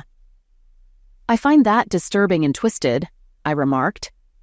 Yes, but Kramer is just as twisted. One more thing. Can you refrain from using your computer for the next few days? If Kramer proceeds with his plan and reports you, the police inspectors may want to check the computer records to confirm if anyone accessed the illegal files. Post-upload. If you avoid using it, the records will remain clean, which would be more advantageous for us. Also ensure that your cell phone doesn't connect to your home Wi-Fi in the coming days. To prevent them from using your phone instead of your computer, Laura installed the surveillance module and erased all sensitive information, including my company paperwork from both my computer and cell phone. The module will forward us copies of all access requests. I'll reach out to Harry and you once we have some information. Best of luck, guys, Laura informed us before leaving. All right, let's get back to more practical matters, Harry suggested. Kenneth, do you want to start the divorce process now, or do you prefer waiting until Daphne returns to see if things can be resolved? No, I want a divorce as soon as possible. I can't stay married to someone easily influenced and corrupted by self-proclaimed powerful men. No hesitation. I want out. All right then, I'll contact Claudia Milton tomorrow. She's the family law expert at my office. Good, fair, and efficient. I'll ask her to reach out to you ASAP. You'll like her, Harry assured me. We continued discussing matters, and I provided Harry with the access code to my recording system for real-time updates and cloud-stored information. Christine and Harry departed around 11 p.m. I took a Zopiclone and fell asleep within half an hour. At 8:30 the following day, Claudia Milton called me after concluding a conversation with Harry, who had detailed the specifics of my situation. She requested my presence in her office by 11 a.m. During our meeting, Claudia expressed sympathy for my predicament upon learning about Derek Kramer's questionable reputation. She reassured me that since I had purchased the house before meeting Daphne and her name wasn't on the deed, the property remained mine. With no children in the picture, the divorce proceedings would be straightforward. Concerned about my company, I inquired about the possibility of being forced to sell it and divide the proceeds. Claudia summoned Harry to address my concerns, and he promptly assured us, "Don't worry. The marriage contract clearly stipulates that your company is solely yours and she has no claim to it. They might attempt, but I double-checked and legally they have no grounds." I concluded the meeting with Claudia at 12:30, handling financial matters as instructed. She took charge of the situation, assuring me that everything was under control and Daphne would be served the divorce papers at her office on Monday. Later, I replaced my damaged cell phone and spent the remainder of the weekend tending to the yard and catching up on my favorite TV series. Despite my ongoing anger towards Daphne, I struggled to fully comprehend the reality of the situation. While I anticipated mourning the marriage eventually, at that moment, my emotions were still too raw. The thought of Daphne returning home on Sunday loomed, and I debated whether to sleep in the guest room or assign it to her. Ultimately, I decided that it was my house, and she had walked out on me. Refusing to share my bed with her, I relocated all her belongings to the guest room. Subsequently, I purchased a new lockable doorknob and installed it on my bedroom door, keeping the key in my pocket. Upon hearing Derek's car arrive the following evening, I activated the surveillance system to record. I witnessed Daphne engaging in a prolonged French kiss with her boss before exiting the car and waving as he drove away. I was seated in the living room, apparently engrossed in a book, when she entered. "Hi, honey. How was your weekend?" she asked, seeming anxious. Despite her attempt to conceal it, I could tell that she wasn't as composed as she appeared. I refrained from acknowledging her, keeping my focus on my book. "Fine. Continue with your sulking. Derek was spot on when he mentioned you would act this way, suggesting you lack the intelligence to understand my needs or the maturity to accept your shortcomings." She ascended the stairs. As she left, I began counting. 1, 2, 3. "Kenneth Morrison, what's going on? Did you put a lock on our bedroom?" "Correction, on my bedroom," I responded calmly. "All your belongings are in the guest bedroom. You'll be staying there until you find an apartment." What the hell? Wait until I tell Derek about this. This was not part of the agreement. Agreement? What agreement? I haven't agreed to any of your partner's nonsense. Either you stay in the guest room or leave. Perhaps Kramer's wife can accommodate you in her marital bed. She glared at me, not uttering a word, stormed into the guest room and slammed the door. I followed her upstairs, yelling through the door. "Speaking of agreements, what was in it for me, by the way?" No response. I returned upstairs. After 15 minutes, my phone began buzzing with text messages from an unfamiliar number. "What's this I hear, cuck? You won't let Daphne into her own room. I thought I explained things clearly to you. Even someone like you should comprehend. For tonight, I'll overlook your childish crisis. Tomorrow, you'll prepare Daphne's favorite dinner and apologize for your behavior. If you behave the rest of the week, I'll permit her to be in bed with you next weekend. Fail to comply and you'll discover my threats are genuine. Follow my instructions. No questions. Clear." I couldn't believe what I was reading. This person bordered on being heartless, delusional, and foolish. I chose not to respond, but took a screenshot of the conversation and sent it to Harry. Harry responded 3 minutes later saying, "Incredible. This guy thinks he's top-notch, but he's just a first-rate idiot. Keep the conversation intact and don't bother replying to him." Kramer continued to send a couple more acknowledgement requests, to which I remained silent. Eventually, he stopped reaching out. I didn't encounter Daphne again that evening. I went to bed, securing the door and leaving the recording system on. I texted one of my assistants, informing him of my late arrival the following day. I waited until the morning after Daphne had departed before getting up and preparing for the day. While having breakfast, I downloaded the recordings from my system overnight. Daphne hadn't left the guest room until that morning. She had used the guest bathroom for a shower and left without eating breakfast. Surprisingly, she hadn't attempted anything with my computer. As expected, I received a text from Claudia Milton. "Hi, Kenneth. Just confirming that the divorce papers will be served at Tenkodor this morning. I informed Harry as well. Have as good a day as possible considering everything." Before heading to the shop, I ensured my home system was still recording and set to send alerts to my phone. If activated, I had an 11 a.m. meeting with the architect to discuss final modifications for my current client. I kept myself busy with minor tasks until the meeting. I anticipated a call from Daphne shortly after being served, but it never came. At 10:45, I messaged Harry, expressing surprise at Daphne's lack of contact. "This means she's talked to Kramer about the divorce papers. They might already be scheming. I'll call Laura. Stay tuned," Harry replied. The meeting proceeded smoothly, allowing me to stay focused, surprisingly. I spent the remainder of the afternoon maintaining my tools and tidying up the shop. At 3:12 p.m., I received an alert on my cell phone. I texted Harry that the show was in motion. He responded with a thumbs up. I accessed my system and watched the live events unfolding in my house. Daphne had returned, accompanied by an unfamiliar man. They entered our home office and activated my computer. Minimal conversation was exchanged between them. The man spent a few minutes decrypting my password, then inserted a flash drive into my computer and engaged in suspicious activities for about 10 minutes. Thankfully, I captured clear images of his face. Meanwhile, Daphne went to the guest room and packed her belongings in garbage bags, as her suitcases were apparently in the master bedroom closet. Once the man completed his tasks, he shut down the computer and informed Daphne of his departure. She finished packing and left the premises. At 3:56 p.m., shortly after the recording ceased, Harry contacted me. "All right, Kenneth. Head home and act normally. I suspect they will involve the police tonight or tomorrow, so be prepared for an inspector's visit. Obtaining a search warrant takes a few hours, so anticipate their arrival tomorrow." "Could I get arrested?" I inquired. "It's a possibility. If it happens, maintain silence. Don't answer any questions. I've already reached out to Stephen Lindsay, a reliable criminal defense lawyer. I've shared all pertinent information, including the recordings. He assures me this will be the easiest case of the year," Harry assured.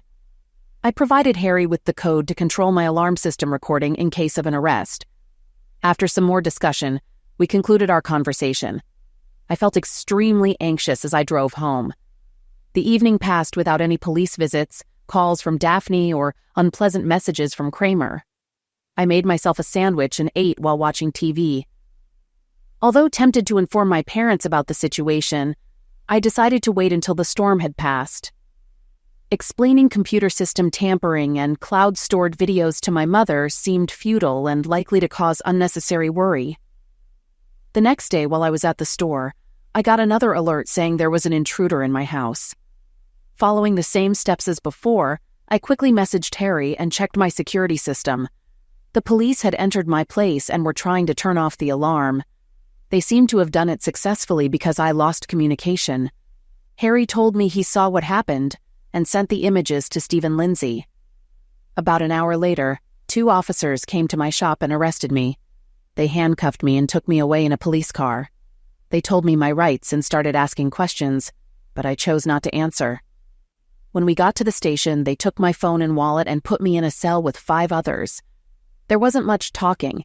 Everyone stared at the floor tiles. After about 3 hours, a guard took me to a meeting room to see my lawyer. "What's going on?" I asked the guard. I hadn't told anyone who my lawyer was. The guard didn't say anything and left me alone in the room. 10 minutes later, Derek Kramer walked in. He had a big grin on his face and sat across from me without saying anything. I stared back at him, saying nothing. After he was satisfied with establishing his dominance, he finally spoke. "Now, do you understand the seriousness of the situation?" I stayed quiet. "I asked you a question, Morrison. Answer me, you insignificant bug." Again, I didn't respond. "It's your word against mine, Morrison. A carpenter versus one of the top lawyers in the city. Can you guess what will happen?" he asked, still smirking. Then he got up and left the room. "Okay, it seems like you need some time to process what I've told you. Let's meet again tomorrow morning to discuss further," he said before leaving the room. I was taken back to the cell, now with only 4 others. Later that day, another person came to see me. I was brought back to the same meeting room where a tall blonde man was waiting for me.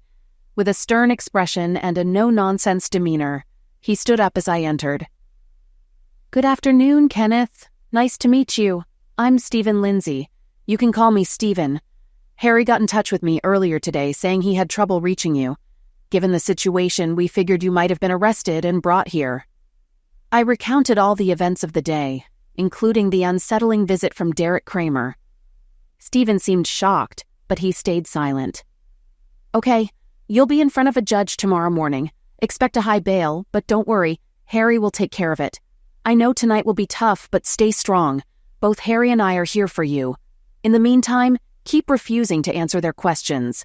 I've officially taken on your case, and I'll make sure Kramer doesn't bother you again." The next day, I appeared before the judge on charges of possessing illegal material involving children, maintaining my plea of not guilty. Bail was set, and I was released later that afternoon.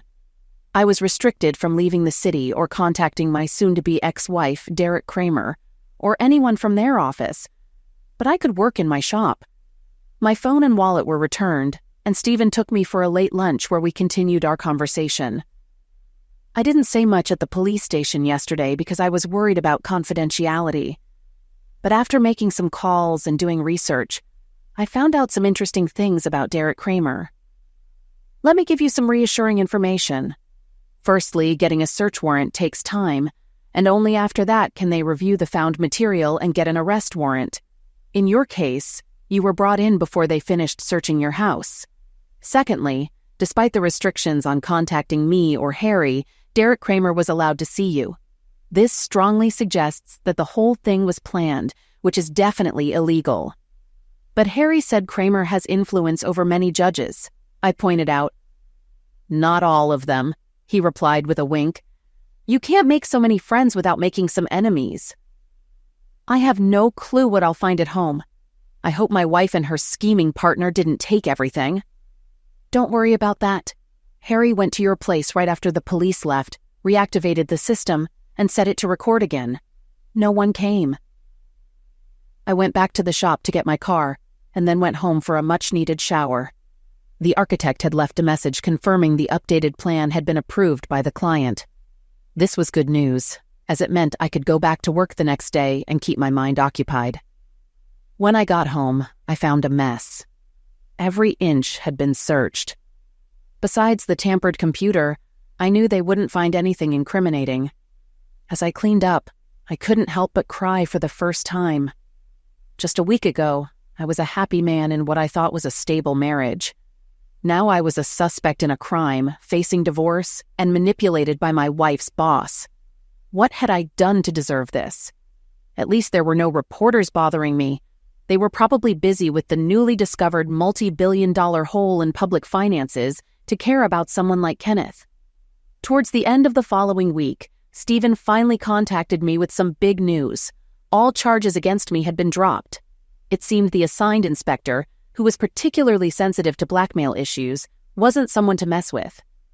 Despite Derek Kramer's attempts, the inspector swiftly filed charges against him for blackmail, evidence fabrication, and possessing illegal materials with children.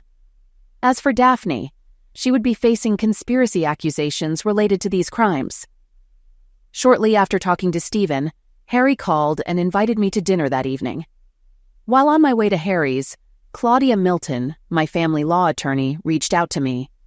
Kenneth, Daphne's lawyer, called and said she's ready to sign the divorce papers without changes, but with one condition. She wants a private hour-long meeting with you, suggesting it could be at my office. Although meeting Daphne was the last thing I wanted, I thought it might speed up the divorce process. So I agreed to Claudia's plan. The evening with Harry and Christine was a much-needed break, the first relaxing one in 2 weeks. Christine had prepared a delicious meal of coconut shrimp and rice, which left me feeling peaceful. Upon returning home, the meeting with Daphne was set for the following Wednesday, and despite being the sufferer in this scheme, I couldn't shake off my nerves. When I arrived, Claudia advised me in her office, "Kenneth, I'm not sure about her intentions, but I must warn you, she's facing criminal accusations. Don't give her any ammunition. Be careful of what you say. We can't search her for recording devices, so she might be recording you." "Okay, thanks for the heads up," I replied. Then I was led into a private meeting room where Daphne was already sitting. I expected to encounter the same spiteful and arrogant Daphne I'd known, but she seemed broken. Despite feeling compassionate, memories of her questionable interactions with Kramer quickly dispelled any sympathy I had. "Thank you for meeting with me, Kenneth.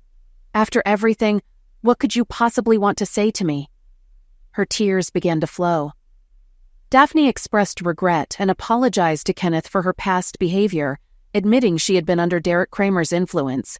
She mentioned feeling awakened upon learning about the dropped charges against Kenneth and the potential accusations they might face.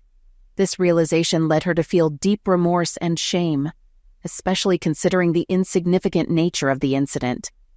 For the next 30 minutes, she continued to reflect on her behavior without asking for any information or probing me further. "I understand. It's over between us, Kenneth. If I were you, I'd seek a divorce too. I don't blame you for ending things. I've quit my job. I made it clear to Derek Kramer I never want to speak to him again. I've gone back to my parents' house and confessed everything. They're furious with me. Let's just say the atmosphere at home is anything but warm and welcoming." I looked at her quietly. Frankly, there was no smart comeback to all of this. She had created her own mess, and now she had to deal with the consequences. The months and maybe even years ahead will be tough for me, Kenneth. I'm not sure what life holds for me. My only hope is that eventually, after everything settles, we might have a chance to be friends.